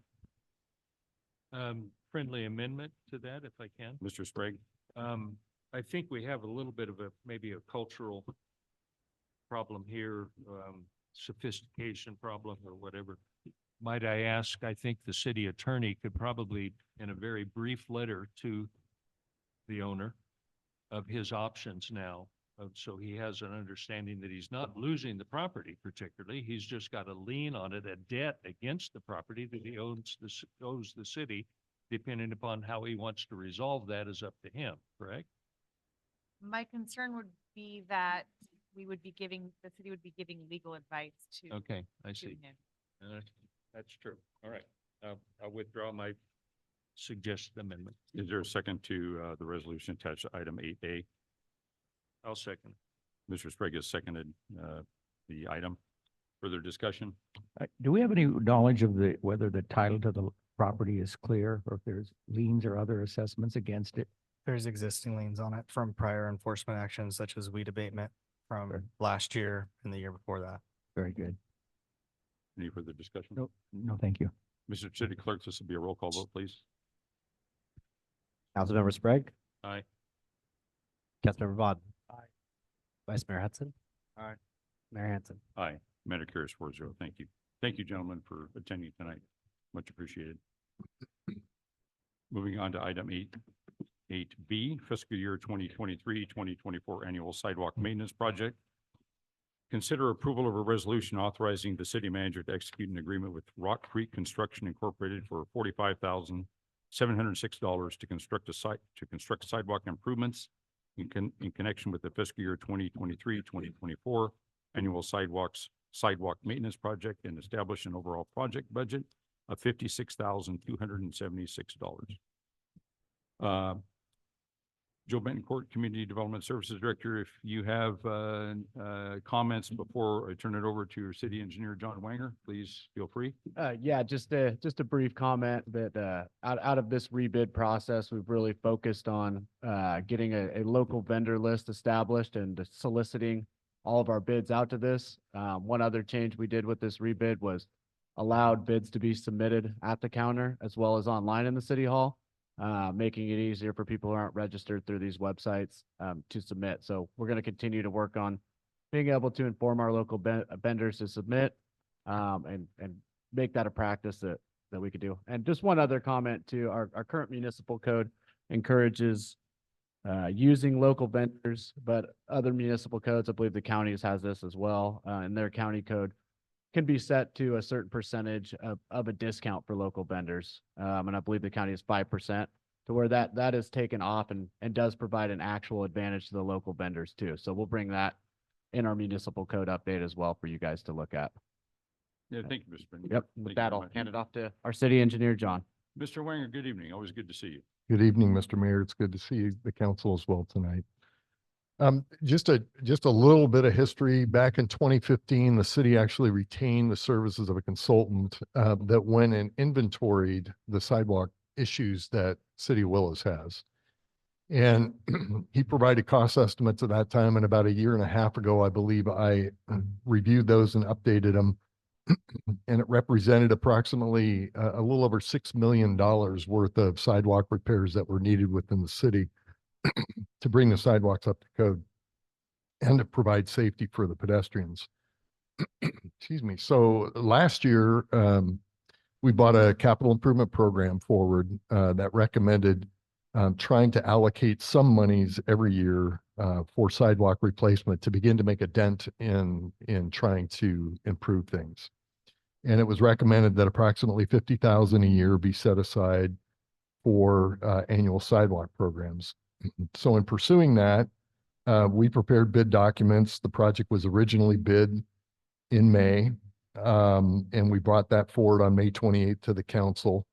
And at that council meeting, the council rejected all the bids and recommended for staff to rebid the job. So we did rebid the job.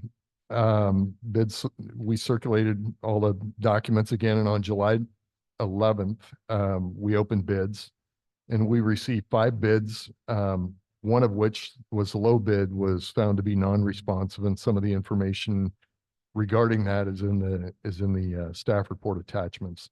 But 4 bids were responsive and determined to be complete. Those bids ranged in price from $45,706 up to $72,000.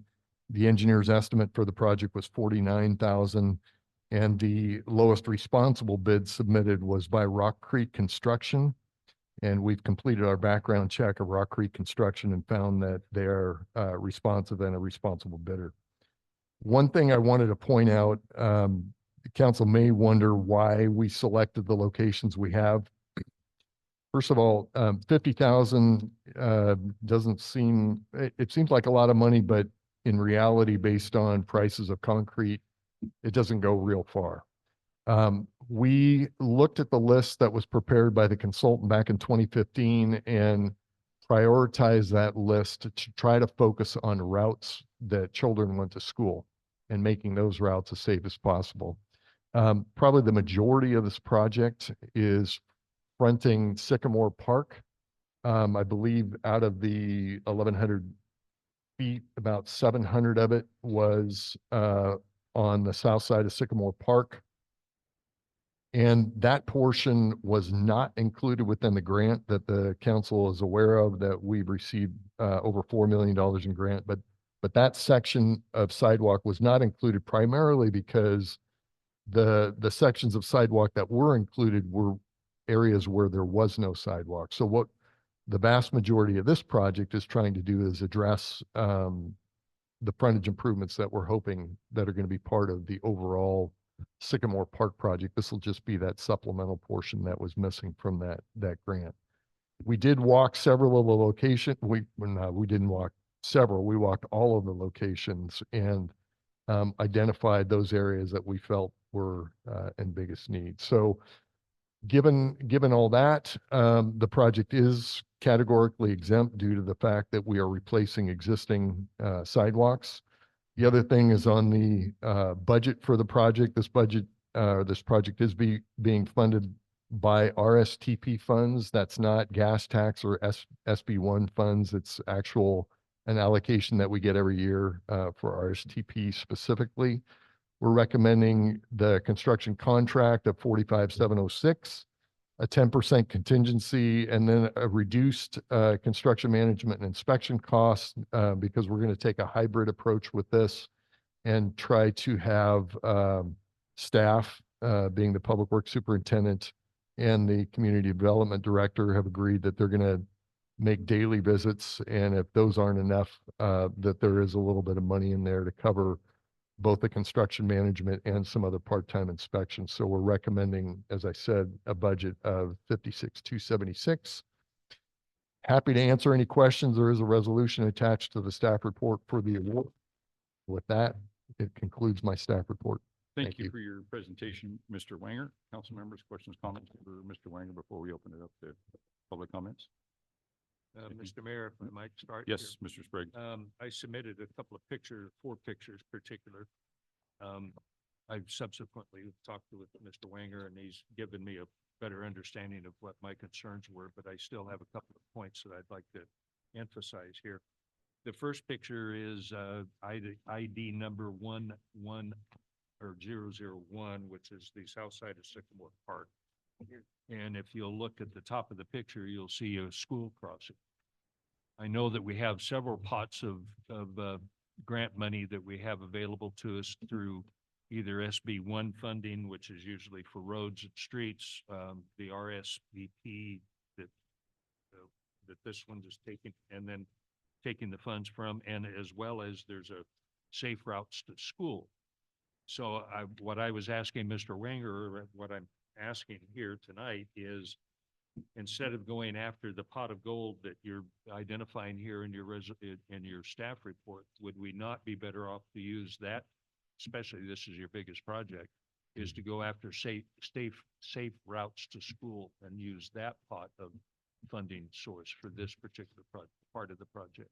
So safe routes to school monies are competitive and it requires an application through the state to get those monies. We did not file an application to receive those monies that I'm aware of.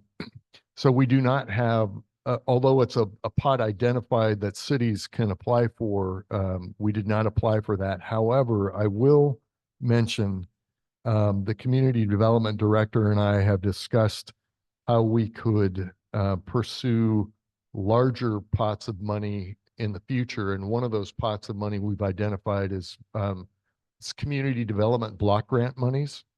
And I believe, Joe, correct me if I'm wrong, but we're looking at trying to submit an application to cover about $300,000 worth of sidewalk monies that we would get as a grant through CDBG.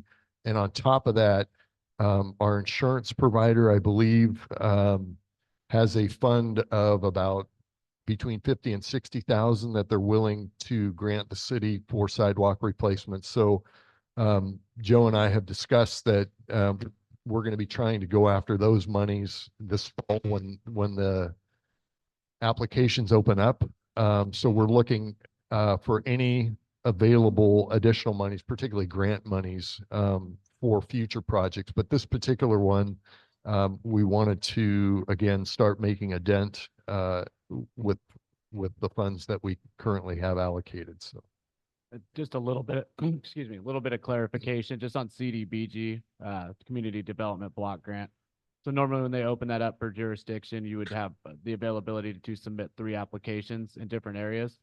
And normally the projects can range up to from $3 to $5 million between all 3 of those applications. So when that gets released, we'll be coming forward with, recommendations of what we can apply for and seek your guys' direction on different applications. But there's a chance, the ability to go higher. Usually the official notice of funding availability isn't out, but yeah, we will be bringing that back to you for discussion on what direction we would like to go, as there's several different program areas through Community Development Block Grant. Yeah, thank you, Joe. I might add to that, and I think you both know this already, but if we are classified as not a disadvantage, what's the term that they're using? So- Underserved or, Our jurisdiction itself, unless they've updated the number since I last looked, is not a low mod area. So that's a above 50% low to moderate income area based on HUD data that Housing Community Development uses through the state. So the reason sidewalks are such a good application for us is that we don't have to meet that percentage because it's a presumed low, moderate income individual, being a disabled person, in that nature. So any ADA improvements are pre-qualified, but I don't believe the city as a jurisdiction through census block data, which is what they use, would be eligible for that overall. It would be very nice if we could apply for anything, anywhere, because we'd be serving our local jurisdiction, but it kind of limits our applications to serving low, moderate individuals. There's other things like domestic violence shelters, bunch of other things that hit those categories. But ADA is one of them. And it's the reason, that sidewalks are can be such a good fit for infrastructure improvement. okay, the other concern that I had here too, and taking a look at the second picture there where the sidewalk is heaved up, you'll see there's a fire hydrant and a power pole. And I was asking the city engineer, I said, yeah, I was wondering how either the power pole or the fire hydrant could have contributed to that particular problem. We both concurred it was probably a previous tree that may have been there years ago and so on. But my point of all that is, and then the next 2 pictures, actually, the addresses that are identified on our staff report are a little bit erroneous. So the pictures that I've shown are not the ones that Mr. Wagner has in mind. So I don't know those particular spots that he's actually identifying. But my point of that was, I'm concerned that if we, and I'm not suggesting that we stop the project, I'm pointing out here something that it seems to be the consensus of the council. Sometime in the future, we pursue some sort of a cost share program for the replacement of bad sidewalks and put some of the costs associated with the property owners. The property owners would not be participating in this. We would be doing this for them. And then to later come in and suggest that we need to have a program that the property owner adjacent to the city sidewalks has to participate in the cost of that, I think is going to be a little bit hard sell if we do these projects with the cost. Again, I'm not suggesting we don't do the projects. I'm just suggesting that we could be causing ourselves a problem if somehow or another the council decides to move forward with the ordinance that was presented some 6 months ago. Yeah, Mr. Sprague, that'll be an item, as we know, for future discussion. I'm sorry, so. say again. Yeah, thank you. That'll be an item for future discussion. So thank you. Thank you. Anything further, Mr. Sprague, in reference No, to this matter? I'm fine. Thank you. Okay, thank you. Mr. Hudson? So, yeah, just one quick question on the parts that you guys are doing around Sycamore Park. Mhm. How much of that new concrete are we gonna have to be concerned about being damaged, ruined, affected by the construction, at the city pool or in the park area itself? And when Zero. they bring in- Zero. And the reason why I say that, number one, is because that sidewalk replacement that we're proposing with this project isn't within the boundaries of where sidewalks are proposed to be replaced. And the pool, the pool decking, the pool itself, some of the pathways in the park, those are all scheduled as separate. Some of them, one of them may attach to this, but the bottom line is they shouldn't be anything that we're going to have to reconstruct when we do that project. If the contractor damages brand new sidewalk that we've installed with this project, our contract bid documents will reflect that they are responsible for repairing that at their cost. Okay, yeah, that's a concern of mine. And then, yeah, and then just kind of sidewalk conversation I had, messaged Joe, and it's relative subject, I can bring it up here. About if we did do a cost share like we had discussed in the past, I had asked about the Marval sidewalk project that was done. And if that's different than what this is, since this is a city project, the bidding process has to be followed. There's a lot of variables involved when Right. the government's doing the work, right? The Marval project was a privately ran facility, and so I asked, can we possibly use funds like this or any other funds, whether general funds or not, in the future to offset private projects? And if we can have the homeowners take on the project as a private homeowner, possibly that being a much lower cost to the city's fund, in the fact that they want to have prevailing wages. And there's a couple other things I want to say that you mentioned. But I know you're doing some research into that. But I did at least want to let you guys know that I did ask that question, because if it can go privately, it saves everyone some money and some headache at least, so. So that is something that we're looking for as well. So no, thank you guys for your research. Thank you for your time. Hope to see more of these projects come through, and hopefully some of our local bidders will start coming out and putting in some offers and be able to take some of the work for us. Because it looks like it could save us a pretty penny there if we can get some of these local guys in here. Anything further, Evan? No, sir, that is it. Thank you. Mr. Wadden? Thank you, Mr. Mayor. Again, I want to thank you all for going through the secondary round of all of this for us. Our naivete suggested that perhaps we were going to, save a lot, but reality checked in, and I appreciate you showing that to us. So thank you. Thank you, bet. David. Thank you, David. Are there any public comments in reference to this matter this evening? Mr. Ross, yes. Evening, Doug.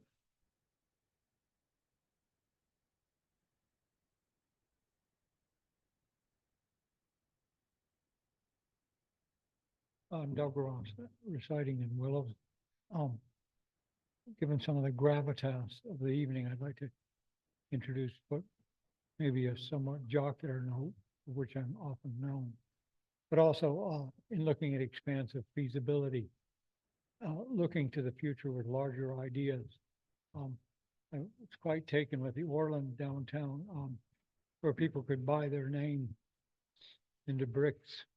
I'm certain all of you have been in Orland and seen that in the downtown. I don't need to belabor that point. Other areas of the the west, whatever, I've seen some things that lead me to believe that. I was wondering if maybe similar to how the Adopt a Highway program, where I'm convinced that there's a very large amount of users of sidewalks will get the benefit of it, or users of roads and get the benefit, who have oodles of money compared to the relatively strapped, shall we say, residents and such. There's quite obviously two strata in our society: people who have, bang for the buck, and people who don't have a buck to bang. So in short, sponsoring sponsors for a section of sidewalk is bad, and then you get a permanent mural painting, something with your name on it, or just the artwork permanently put in there. If we're going to, and I'll conclude, if we're going to grab people by the ankles, turn them upside down, and shake a bunch of money out of their pocket, then we should provide an opportunity for some of them more financially endowed persons to be able to put an imprimatur on our fine sidewalk, public agencies and or private corporations. Thank you. Yeah, you're welcome, Doug. Thank you for your comments. Are there any other public comments in reference to this matter this evening? Hearing none. I concur with John with your staff report in reference to this matter. I have no questions. Thank you for the very detailed report as always, very self-explanatory, and this went out to rebid, so thank you again for your time rebidding that, although that is an additional cost to the City of Willows and staff time. But thank you very much. You're welcome. Thanks, John. Anything further, John or Joe, before we move forward? Okay, gentlemen, item 8B is an action item. There is a resolution attached. Pleasure of the council. Mr. Mayor, I move to approve the resolution authorizing the city manager to execute an agreement with Rock Creek Construction for 45706 to construct sidewalk improvements in connection with the fiscal year 2023-24 annual sidewalk maintenance project and establish an overall project budget of 56,276. Councilmember Vaughn has moved to approve the resolution attached to item 8B as indicated. Is there a second? Second. Go ahead. Who wants it? Mr. Sprague has the second. Mr. Sprague has the second. Further discussion? Mr. City Clerk, Mr. Hoover, this will be a roll call vote, please. Thank you. Councilmember Sprague, Aye. Councilmember Vaughn, Aye. Vice Mayor Hudson, Aye. Mayor Hanson. Aye. Thank you, Ms. Matter carries 4-0. There are a number of speakers here. I presume in reference to item 8C, you could bear with us if, I think it'd be in order to take a 10-minute recess at this time to move forward. So I'm sorry. Go ahead. No, you want to go home? You want to go home? Yeah. I hear you. We'll make it quick. I gotta go. So I gotta go. So anyway, thank you for your patience. It's 7:56 PM. We'll be in recess 10 minutes. We'll make it quick. Thank you.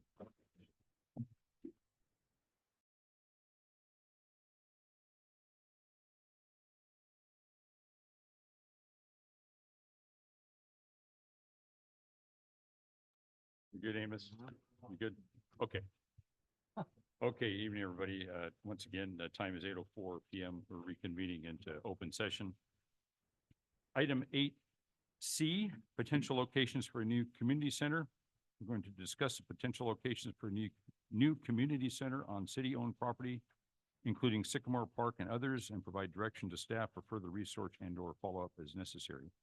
Councilmember Rick Thomas brought this matter forward. However, Rick had an unforeseen family, non-emergency medical issue came up that he had to take care of this afternoon.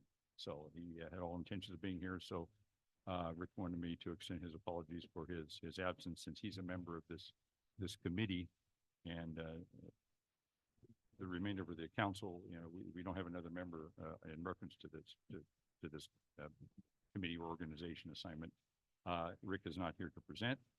However, I want to defer for comments very quickly to City Manager Marty Brown. Marty? Good evening. Yes, I don't know very much about, can you hear me? Can the council hear me? Yes, yes.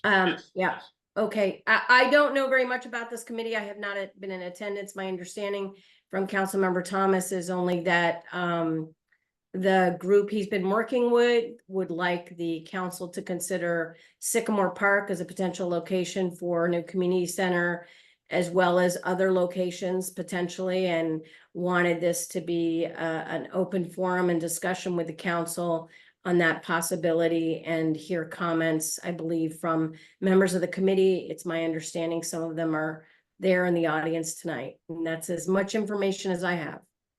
Thank you very much, Marty. If council members don't have any further comments, we'll defer to our audience members in attendance who would like to begin. Mr. Arnold, good evening.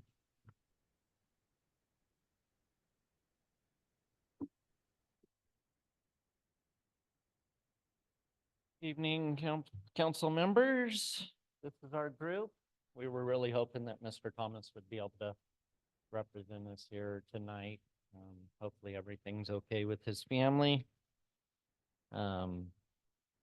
We've been meeting for about a year, and we don't even have a solid plan yet, but we are looking at doing a study on, right? Yeah. So part of that we figured would have carry more weight if we had a location. So we want to be able to show some legitimacy to what we're asking for.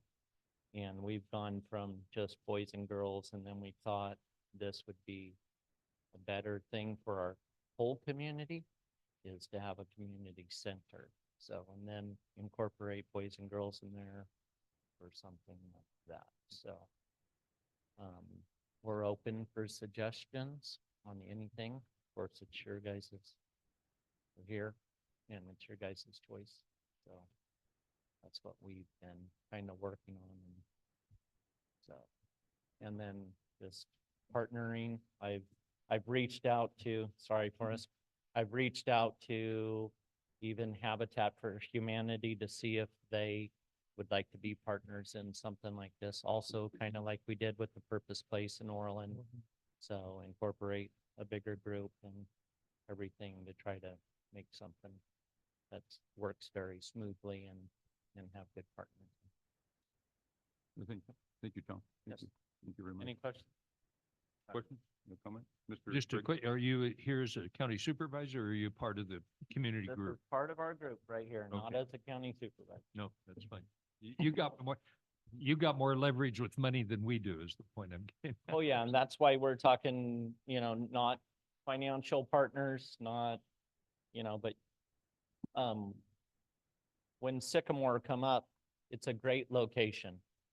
It's kind of central. We have the intermediate school there. We have the high school there that's within walking distance. And so, and that kind of south end of the Sycamore Park is, it doesn't get used a lot. So this would be something great it's a great place for that.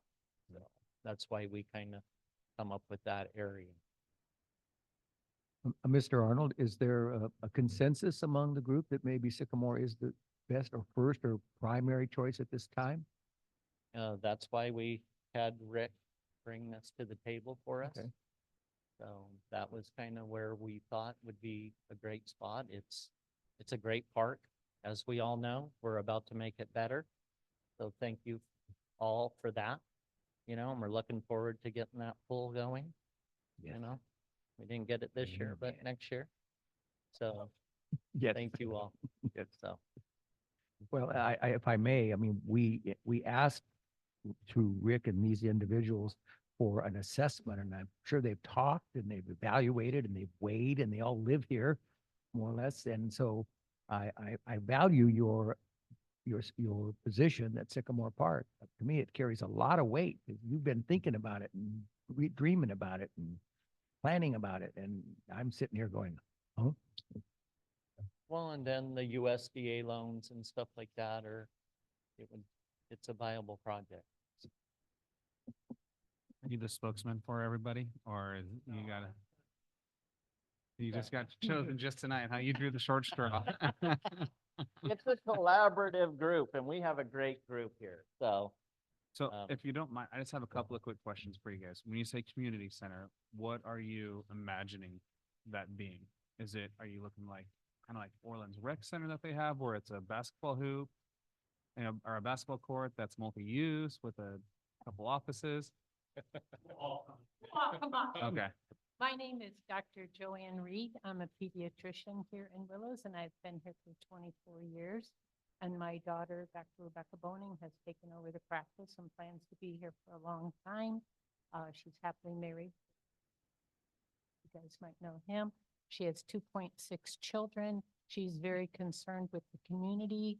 I got involved in this group about 3 or 4 months ago. I was initially just excited to have a Willows Boys and Girls Club. I'm not sure if you know about ACEs. Do you know what ACEs scores are? Adverse Childhood Events. And our county ranks in the top 5 worst places for children. And a very, very important thing is to have an after-school place for them to go.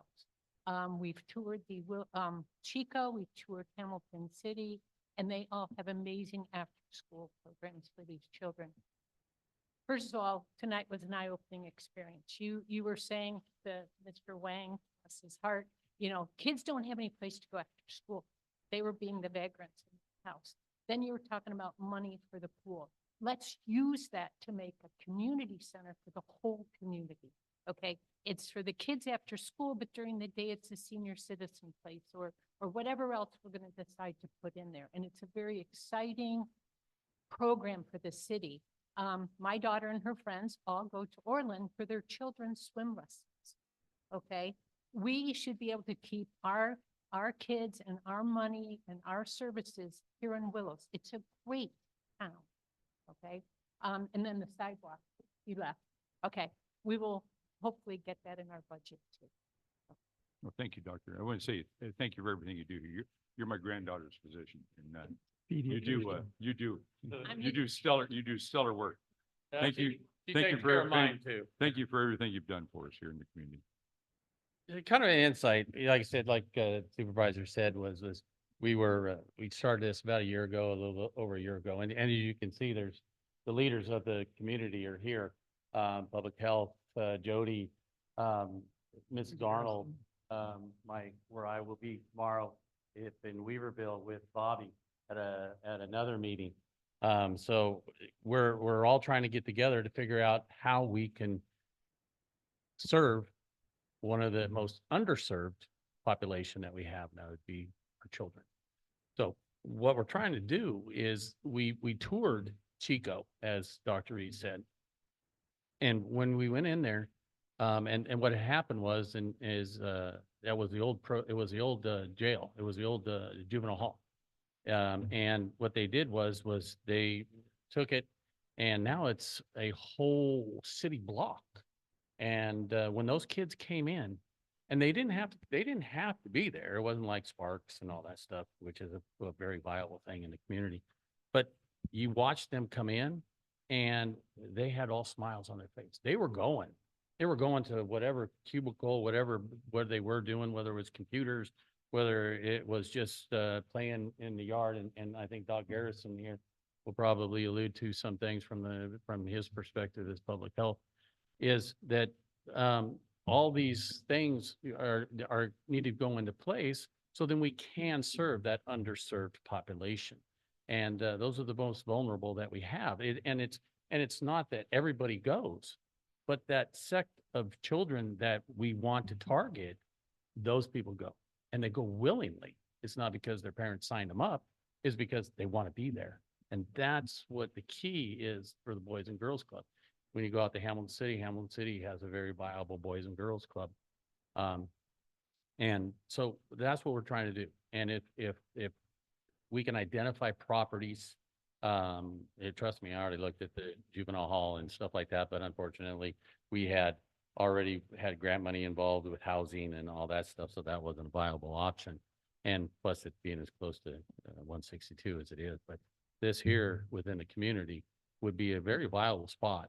And it would be able to allow us to at least have a site. And like I said, we're not trying to get a determination from you gentlemen tonight. Just if we could put it maybe onto an agenda when Councilmember Thomas is around and is able to give that presentation to you gentlemen and stuff. So that's what we're looking at. We're just looking at maybe partners. I mean, you can't go it alone, but you can always go it together. So that's kind of what we're looking for. And it's just something that we have passion for, and we hope that you gentlemen may be able to help us out. Thank you, Jim. Hello, Doc. Hello, I just want to echo this. It's really clear in the research, when we invest in our children, it pays off dividends.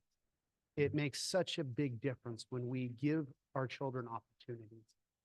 Not to mention the possibilities for community events, things like that to happen.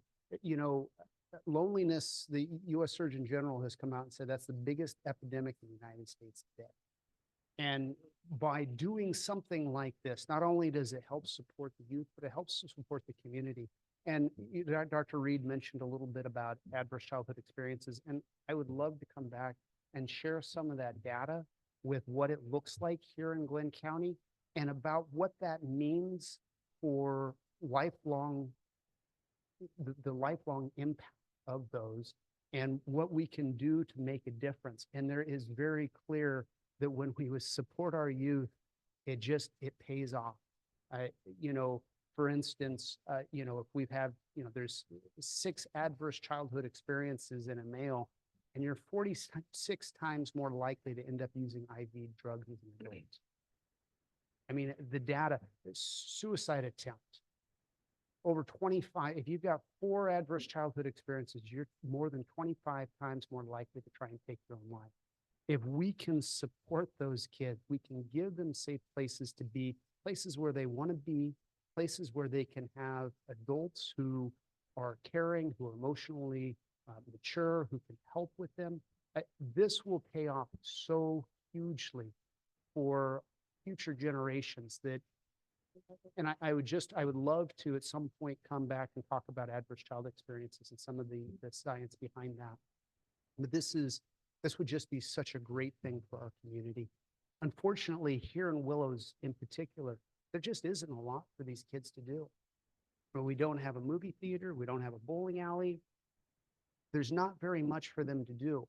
In Tennessee, they were able to decrease drug use by 40% in one study where they did looking at by putting a Boys and Girls Club in a community. When we don't give kids things to do, they'll find stuff to do. If we can find stuff for them to do that's good and is productive and helps to improve their quality of life, this will pay off. This is really big. Thank you. Yeah, thank you, Doctor. Jody, hi, your turn, good to see you. Good evening. always. Jody Siemens, EB3 Development. Just a little history. Back in 2016, when I was working for Glenn County, we were looking at needs of our community and the hole that exists in Willows as far as activities for youth was mentioned actually to business owners roundtable. And the concept at that time was, let's create a place where the kids can come, be engaged, learn, and then also make it somewhere close to downtown Willows, where if groups came in for tournaments or something like that, those people could walk down and shop in our local businesses. To that end, we set up an account with North Valley Community Foundation at that time called Glen Community First. It has sat there with, I think, very few beginning donations. That account is still open for anyone who wants to contribute to bringing Boys and Girls Club or a community center to Willows. So we don't have to reinvent the wheel. We already had it in the works. This group, and you guys know how much I love a great group of volunteers, has been meeting, and our viewpoint has sort of evolved. Boys and Girls Club, phenomenal. There's just no program like it. But maybe for Willows, we start with a teen group and focus on getting our teens engaged, and then go from there. But they have to have a place, no matter what we do. The city, at that time, Chief Peabody and I looked at, what would it cost to build a big gym facility? Because the pandemic hit, the kids didn't have any place to go. And what would that cost? Of course, that cost is millions. So I think it's smart for us to start where you are, use what you have, do what you can do. And that's where we're at, is can we start with a facility at Sycamore Park and start getting the kids going there? I have just submitted a grant to California Jobs First, an application for just the Boys and Girls Club portion, not for a facility. I didn't feel like we would be awarded looking at the scoring rubric for that. But we are all looking for every possible funding source that we could bring to a project like this. And I think it would just enhance the city, and provide a lot of opportunities that your kids just don't have right now.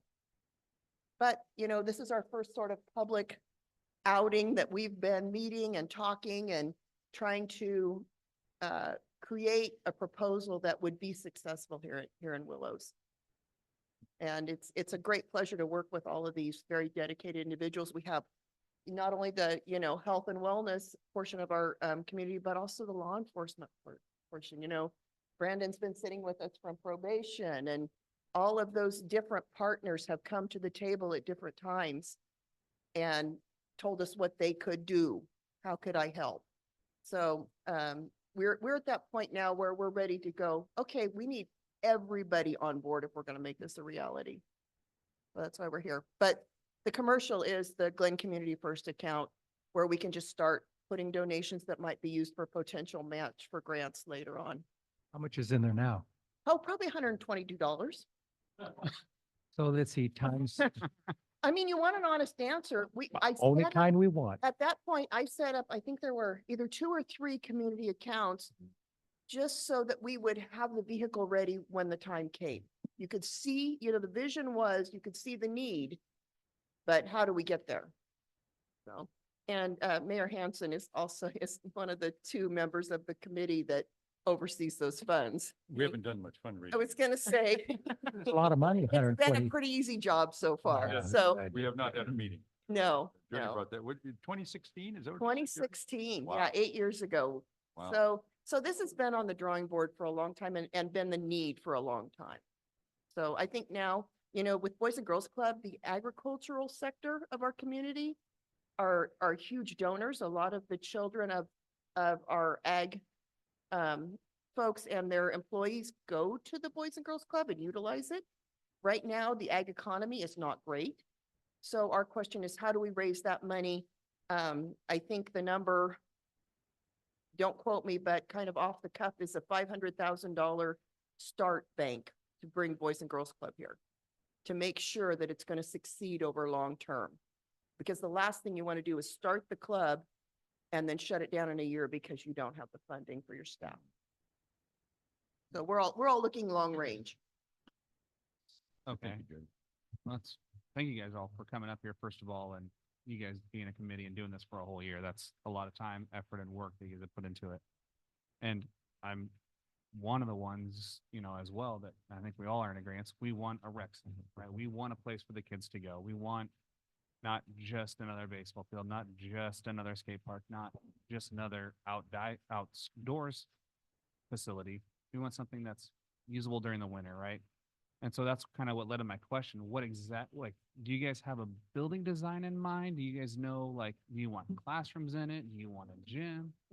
You're dreaming big. So you want like a 3-story mansion with, basketball courts, rock wall, all that fun stuff inside of it. Okay. I can give you a little bit of history and what we were discussing when Chief Peabody was here was 3 courts of basketball, volleyball, whatever, with side rooms in a facility where Boys and Girls Club could meet.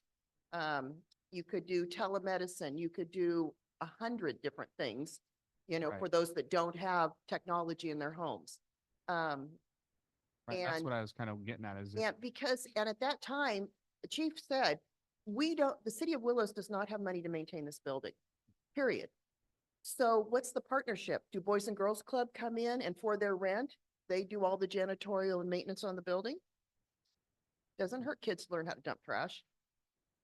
What are the potential partnerships that could make this successful is what we're looking at. So yeah, that's what we thought too, was intramural sports on the weekend. Bring those out of town visitors in here to walk your downtown. Because the kids have a tournament and they've got 3 hours between games. And Not if a you're bad. able to teach my kids to sweep and mop, then I'm Yeah, that's a good 100% idea. for it. They will be there every day.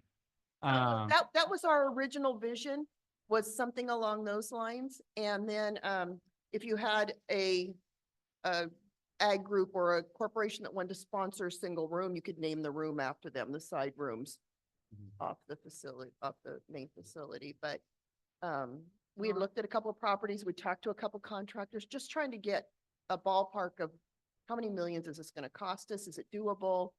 And unfortunately, we never got past that point because of the pandemic hit and et cetera, et cetera. But here we are today. So That's what I'm, sorry. No, go ahead. That's why I was kind of asking is you guys are, I'm trying to figure out what type of facility you guys want. So when I look at properties and come up with, suggestions for all of us to think about, where's my head at? Where are we going to fit this essentially monstrosity? Or, where can it expand from, right? Can we start with just a rec small center area. and then expand into the classrooms and things like that? So that's why I'm kind of just asking those questions is, like I said, trying to help narrow it down and I'll share one more and see thing. where some of our city goals can line up with that and, you know, hopefully we can all align, like you said, as a county. Right, and come together. CBDG grants and things along those lines. One more thing I want to tell you is that on this California Jobs First initiative that's out right now, if you've read about it, not only do I work on the North region, but I also work in the Colusa, Sacramento region, specifically on Colusa County. The city of Arbuckle has needs that parallel the city of Willows exactly. We did focus groups with families. They have all the same needs, all the same limiting factors. And so we're sort of running these projects parallel, you know, as far as asking for funding to get things started in both communities at the same time. There's got to be a little economy of scale, but it's really interesting how different your population base is, but how close, how much the same the needs are. It's really interesting. So anyway, I'm watching that for that region as well as Willows for the North region and making sure you guys are in that application pool. We may not get funded, but unless you start somewhere, you'll never get anywhere, you know, so thank you. Thank you, Jody. I think I can answer the vice mayor's question on as to the footprint that we're looking at or what you're wanting to know. Just like as in when you went into Chico started out as a small complex. And and that's where you have to start. You have to start small, but you have to think big. Could it over time encompass Sycamore Park? Absolutely. But it would be in such a way that land or that space would be so beneficial, not only from a financial standpoint for the city, bringing in and generating extra income, is it would be taken care of, because if you go to Chico, they've got basketball courts, which they didn't have when they first started. They started out in a small, the juvenile hall. But as they saw the need and they became, better funded and had more donations and stuff like that, they have employees there that were 28 years? 28 years that they've had employees at the Boys and Girls Club in Chico. One of the fundamental things that I forgot to add is anybody can walk through that front door and there's food there to take home. You don't even have to be part of the Boys and Girls Club. You just want food. There's food there. You can go get it and take it home. Take it right back out the door, no questions asked. So they have an array of things that they offer. The footprint, start out small, could be large, but it would be something as it grew would benefit the city of Willows, our community, whether it be, from the north or the south or, countywide, citywide, whoever wants to take part in it and be part of that, because a lot of donations, a lot of everything is going to be ag based, because that's where the majority of our dollars sit within our county is agriculture. Or racetrack based. Yeah, well, What do you say? he didn't listen. But that's the footprint. Start out small and look big.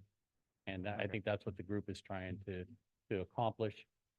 Is there ground for us to do it? That's the key thing. So if there's ground identified, then those feasibility studies can be made and they can go forward and start that process. Instead of just talking about it, now's the time to do something. Well, interestingly, first of all, the passion that I see amongst you all is the same passion that came to the Imagine Willows pool project. We so desperately felt that it was so necessary to reopen that pool as not a major step, but just as a statement and as a reality for the very things you're talking about.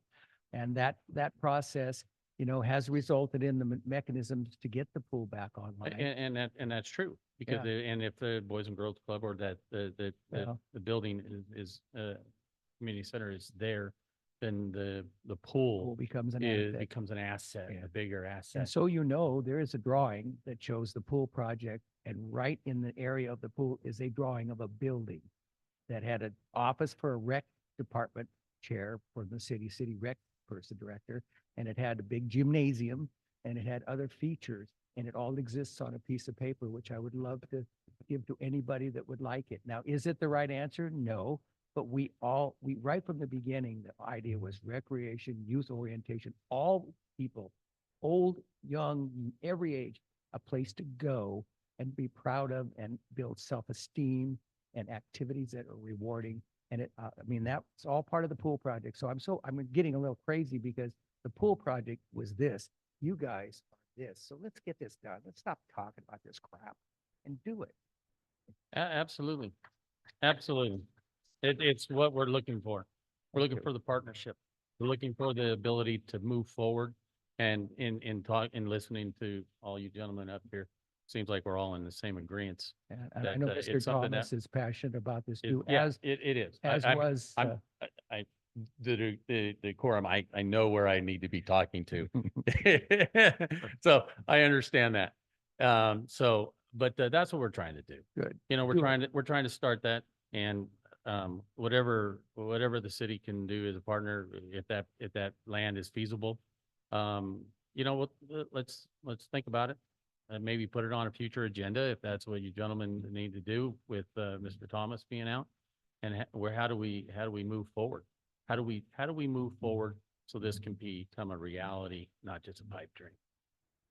Yeah, thank you, Jim. Well, you mentioned, that I forgot to mention earlier that Rick, I asked Rick, would you, before when I found out this afternoon, mid-afternoon, he wasn't going to be able to make it, and he contacted me. I asked him, would you want to continue this matter, so you can be here? And he said, no, that's okay. Yeah, go ahead, because you folks were showing up to speak. So that's why we're having the discussion without Rick. Absolutely, I meant to- absolutely. I forgot to tell you that. I forgot to mention it. I'm sorry, but I'm fully in supportive of a community center. And Jody, you mentioned you and Wayne Peabody, that were working on that years ago. And I remember I talked to Wayne at great length about this. Daughtry's building was one of the sites at the time. Cost, it'd be a perfect sized building for that, a large 2-story building, obviously. But so I'm in complete support of a community center. Absolutely. I would just caution and thank you for the group for everything you're doing and what you want to do. And I completely agree. I think we just need to carefully examine that location. I have a lot of concerns about Sycamore Park, about putting a building in Sycamore Park. And like I say, I completely agree with the concept, but I'd like to, my recommendation would be to, I know these are initial discussions, very initial discussions.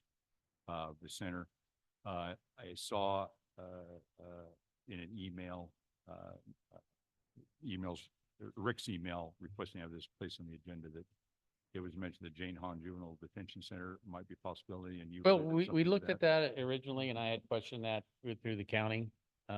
And what had happened is we were probably a little too late for that. And the reason being is the grant funding that had come in for our housing department and stuff like that for the reconstruction and rehab of it, to turn it into business, or turn it into office space and stuff like that through HHSA and some of those partners that we have. Those fundings have already been started to be utilized and being done. So we couldn't stop that in mid-stroke and kind of commandeer that for the Boys and Girls Club.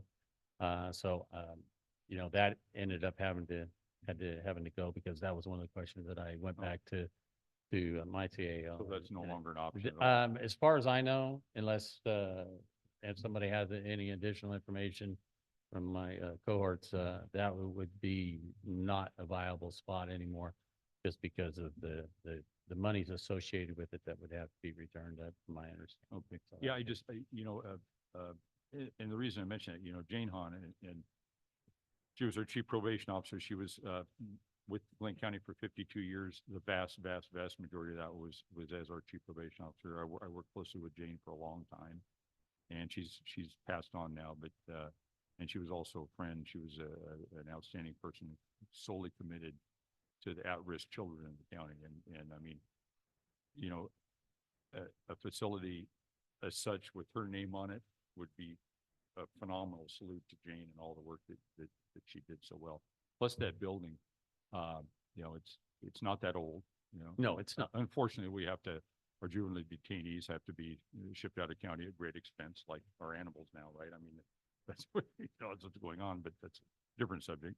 But it's got that nice fenced, it's already got an outdoor recreation area there. Does, That's what I was and it thinking. also has one of the best state-of-the-art kitchens that Yeah, I've seen absolutely. in a long time. Absolutely. So And If- that would be another consideration. if it's not too late, I mean, I know these are very initial discussions, but if it's not too late, it'd be nice if that could be researched further because it's already there. The building's there. That's a huge cost. Absolutely, absolutely.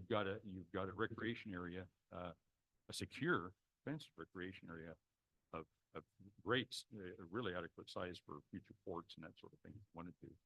I just wanted to throw that out there, but I have some concerns about Sycamore Park, mainly because, it is probably, in my opinion, our most used park. It's a beautiful park. It first is, of all, you know. it is very, It's our most used park. The 1/3 mile walking path is extremely popular. We've got the playground there, obviously the swimming pool, tennis court, soon to be pickle courts. We have the $4 million grant, state grant that, Chief Monk was successful in writing, and we were awarded for the vast improvements along with the pool and all the other improvements associated with the park. I certainly wouldn't want to put that in jeopardy. I mean, there's a lot of ifs to consider and different things to look at here, I think, before we name Sycamore Park as a location. And those are just some of my concerns. The other concerns are, the impact. Obviously, there's going to be more impact to the park as far as which will lead into more maintenance on behalf of the city, right? I'm not even talking about the building. I'm talking about right, the impact, absolutely, foot absolutely. traffic to the park and users to the park and more users to the park and everything and so on and so forth. I'm not saying, no, Oh, hold absolutely, the press absolutely. on the park. I'm concerned that there are a lot of questions that need to be answered about that. There park. absolutely is. And that's what we're trying to get at is we need to have this discussion. Maybe even at more of a roundtable discussion on what sites are even Right. possible to Exactly. have. Maybe that isn't the perfect site. It may be the perfect site for us. But it may not be the perfect site. There is areas, within, if you look at, especially if you identify within the downtown area, it will have somewhat maybe not a large, but some fiscal impact, some positive fiscal impact for the Sure. city, and those things. And so that's something that we need to identify. And so it's just bringing up those discussions that we've had. I think and the committee has decided that now it's time to bring that forward to you folks. And let's continue that discussion and have more partners in the game. Yeah, absolutely. And then, and then it's also surrounded by residences 360 Right. as well. So I mean, these are things that have to be seriously looked at. And my recommendation would be to take this back to staff to come up with some recommendations or some Perfect. thoughts on this. Perfect. And, we also have other city properties, as you know, Ken. We've got, for example, property, it's not downtown, but at Butte and French Street, which, Right. there's those 3 lots there, city-owned property. But, and also, my other concern is, once the building's built, we'd have to make sure that, the agreements are fair and equitable for all partners. And so the city doesn't end up with, getting hit Absolutely. with the maintenance costs. Yeah, and, absolutely. because as we know, we're talking grant funding, we know how that is, I mean, the concept's great. It's doable. It's doable just where, but I think it really behooves us to, have city staff do some Yeah. preliminary research at least and come up with some pro con lists. That's what I did. I started with a pro and con list on Sycamore Park. And I had a lot more cons Then pros. Yeah. No, it's only- it's only unless because- I'm speaking out of the content with the committee, I think that's what we're asking for. We're asking for dialogue, a discussion on where we can put this, how it can be feasible within our community for the starting out as the teams, as we had talked about, and getting those individuals taken care of. I know from a public health standpoint, Doc Garrison had talked about the suicide rate and how we can, any of these things that we do will help prevent those things. And but that's what we want. We want to have that discussion with partners. Well, hey, I think we're all, I think we're in agreement of moving forward with this. I think the best thing at this time Good would be idea. to see if we can have staff look into potential places. You're looking at, I mean, what's a basketball court? 90 by 60? I don't know what a basketball court size is. But you figure if you can fit that in there, you're gonna need room for bathrooms. You guys want a couple classrooms, right? So you're looking probably initially 100 by 100 building, right? Yeah, So I would that's say, a- yeah. That's a big space. And if you want to expand that, then you're gonna need another space. So, I mean, I'm on board to have staff start looking at some of our properties. Look at some I properties. mean, because we Yeah. have land I right hear here, these, right here next to us, I right hear next to talking in Memorial my Hall. ear back here. You know, Yeah, right here go ahead. between us and Memorial Hall, we have property, we have Sycamore Park, there's Jensen Park, which I don't like the idea of putting a building out there. That's very just outdoorsy grass area. Let's lay a blanket out and have a picnic place.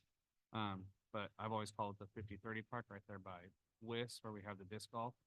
I mean, there's, Yeah, Rick mentioned that. I mean, there's endless Well, possibilities. you're right there for by IUs. Office Education, WIS and all them too, so. And it's endless possibilities for expansion. You guys need the classrooms, you have, like you said, the Office of Education place right across the street for classroom use. I think that'd be at least a great head start for have them. start Something to looking at it. start, a starting point. Mhm. Am I missing anything? I got a thumbs up from Dr. Reed. I'm I saw good. that. I think you're I good. think we're on the same, I think we're on the same page. Well, I'd like to throw in a thought here, and that is, you guys have the vision. This all comes from the vision. The staff will follow what the mission statement is and the vision. If we ask them to go look for land, they'll find you vacant land. And if you tell them you don't want it next to a, whatever, they'll find land next to a whatever. What I want is what your vision is. Not only opening, but 5-10 years down the road. What is this thing going to look like? And I'll give you a really good example, Thunder Hill. I never used that on this podium, but Thunder Hill started as a vision. And without the vision, it would never have got off the ground. So you guys have the vision. We don't yet. We'll participate in the vision as you explain it and it evolves. But let's not make this into whatever anybody wants thing. Let's make it into what you visualize and the why and the what and how it's going to look down the Yeah, road. absolutely. And as we find land available and what that parcel looks like, then you can start encompassing and starting throwing out that initial vision. And that's what I think everybody's looking for. Yeah.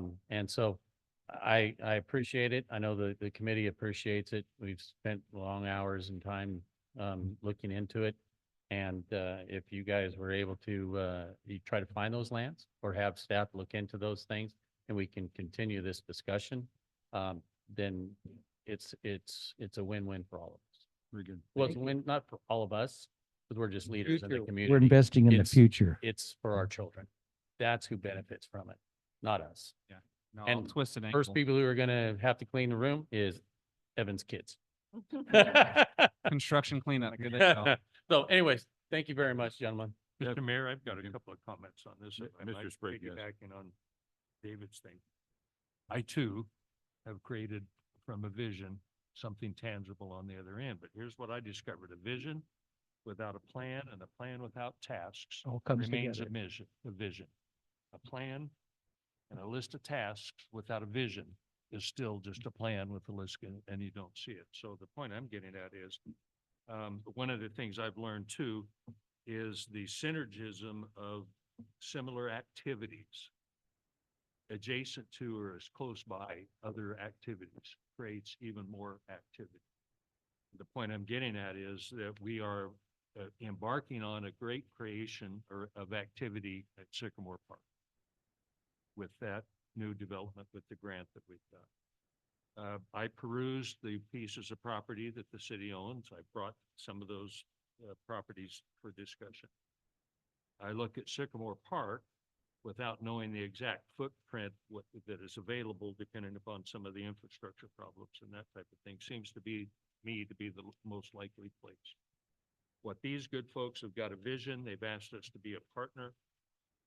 I would suggest, and I think the mayor was already headed down that path as well, is our element within that vision is providing the property. So I would suggest, and as it points out here, to discuss potential locations for new development, city-owned property, including Sycamore Park and others. I would suggest that we fast forward, we do in fact take our task, our plan as part of their vision and get immediately onto where is the best location for that to be able to happen.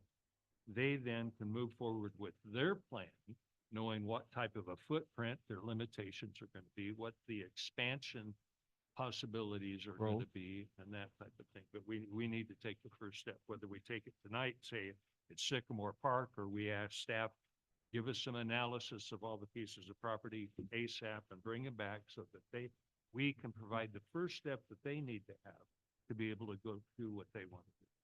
Thank you. And Mr. Sprague, yeah, that's what, you're correct. That's exactly what I was alluding to. Marty Brown, Marty, can you hear us still? Yes, I can. Yeah, did you catch all that, Marty? I sure did. Yep. And I have to say, more than happy to help and be supportive in a way that we can as staff. But as you know, staffing is limited, and you do have a 1.5% sales tax measure on the November ballot that right now is taking our time in terms of executing that education action plan. And my recommendation to the council would be to let us continue to focus on that and revisit this issue after the election, to be perfectly frank and honest. Yeah, Marty, thank you. Well, yeah, realizing that, we're critically short on staff members. Thank you, Marty, for your input. Council members, thoughts, comments? Yeah, you just kind of dragged us back to the ground. We were kind of all daydreaming of what this could possibly be, and Sorry. no. But to make it a reality, though, that sales tax would have to pass so that Willows can continue on to be that center. If we're gonna own the land, we need that sales tax money to help in any way that we could with this project to make a better place for our youth. As we've already said, our youth are our future. So no, thanks for kind of grounding the feet a little bit and bringing up something. We got a little tunnel vision there. So no, appreciate that. I still think that, obviously it's something to look into. But I don't know what your guys' timeline is on this. Is it something that you don't have it doesn't seem like it's like, hey, we need an answer by tomorrow. So I think that you guys as well would be okay with kind of us holding off and making sure we prioritize, making sure there's a city to serve the community, to have a community to serve, right?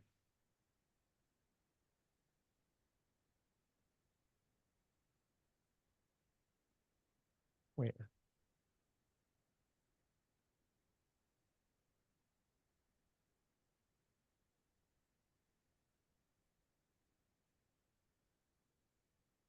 Oh.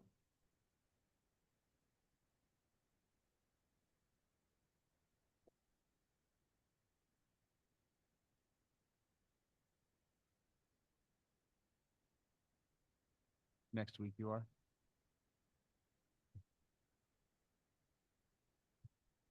I just want to remind the council that this was not on for that action item. Right. For any vote, sorry. Right. It was on for discussion. So if Yeah. we want to put it on at a later date for a vote, that's a It is different. story. discussion. Yeah, this. Oh, right. I That's think what I'm, it's- fair to say that we're 155% behind it. Yeah. There's nobody up here. We'll do whatever it takes. I'm No, not sure yes, that, yes. You may be. Tonight was If a little, there's- tonight was a little different with the public hearing, the weed abatement and that sort of thing, but if there's an R measure, though, I'm making sure I'm putting you under R, okay? If we ever That get should down be- to the letter R, Dr. Reed, What- I'm putting you under the R, okay?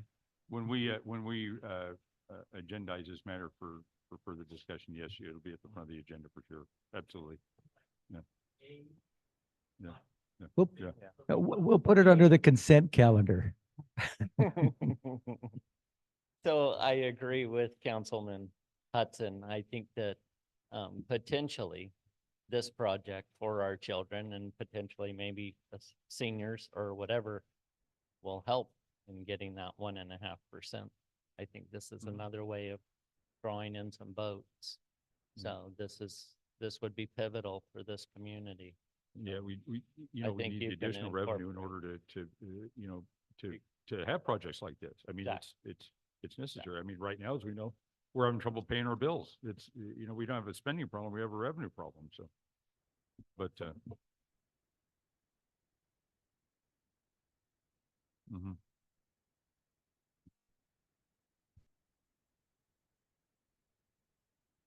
Yeah, exactly.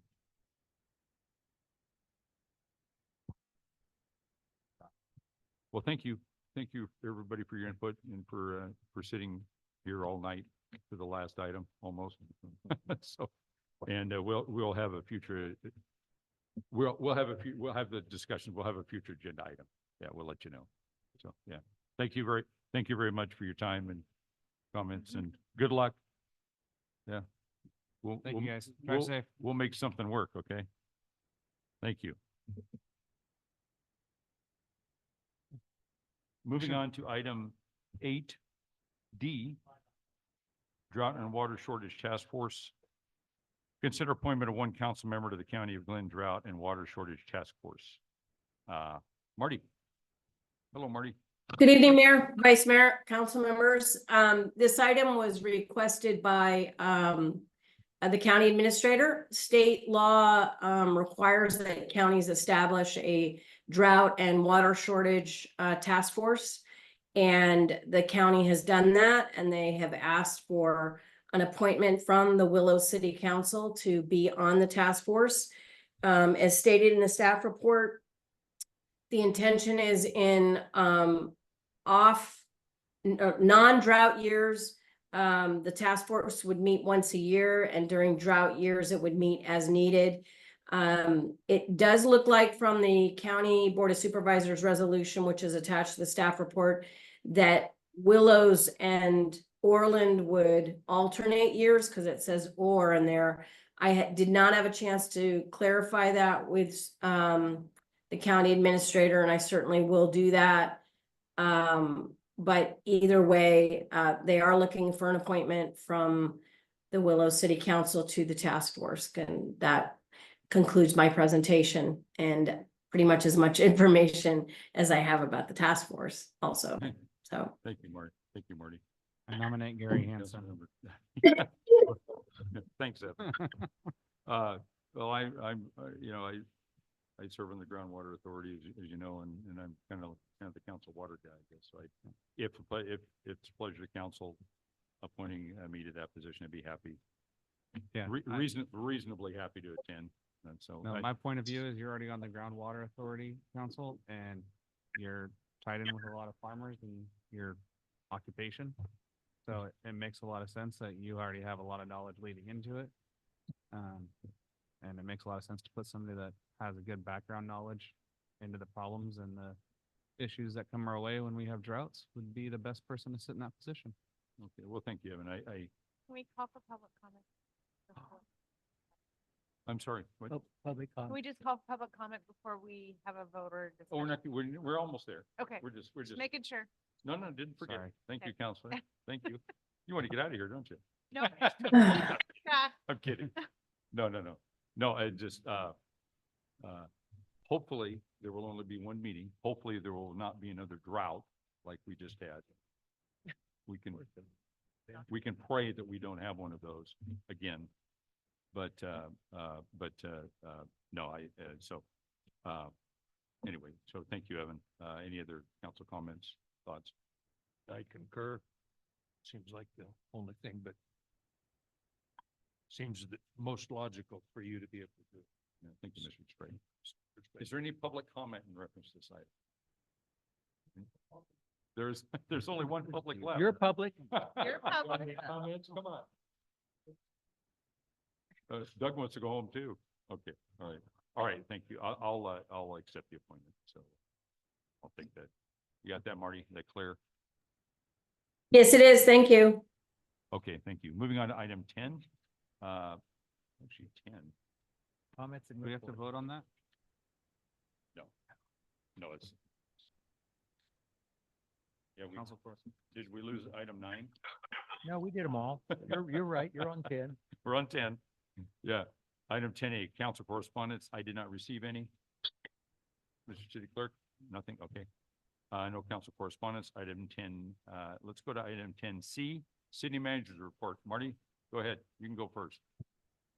All I have to say is I look forward to returning to City Hall as soon as possible. Yes. That's it. Well, thank you, Marty. I'm glad you're feeling a little bit better. It sounds like. Yeah, so. Yeah. I Thank know you. you're- I know you've been home working, but getting sick bites, so, yeah. It Okay. does. Item 10B, City Council comments and reports. Who would like to begin? Greg? No comments? No? No comment. No comment. No, really? Wow, I can make a comment. Go No, ahead. let No, I'm Gary kidding. do it. my comments will only take 20 minutes. That's what I thought.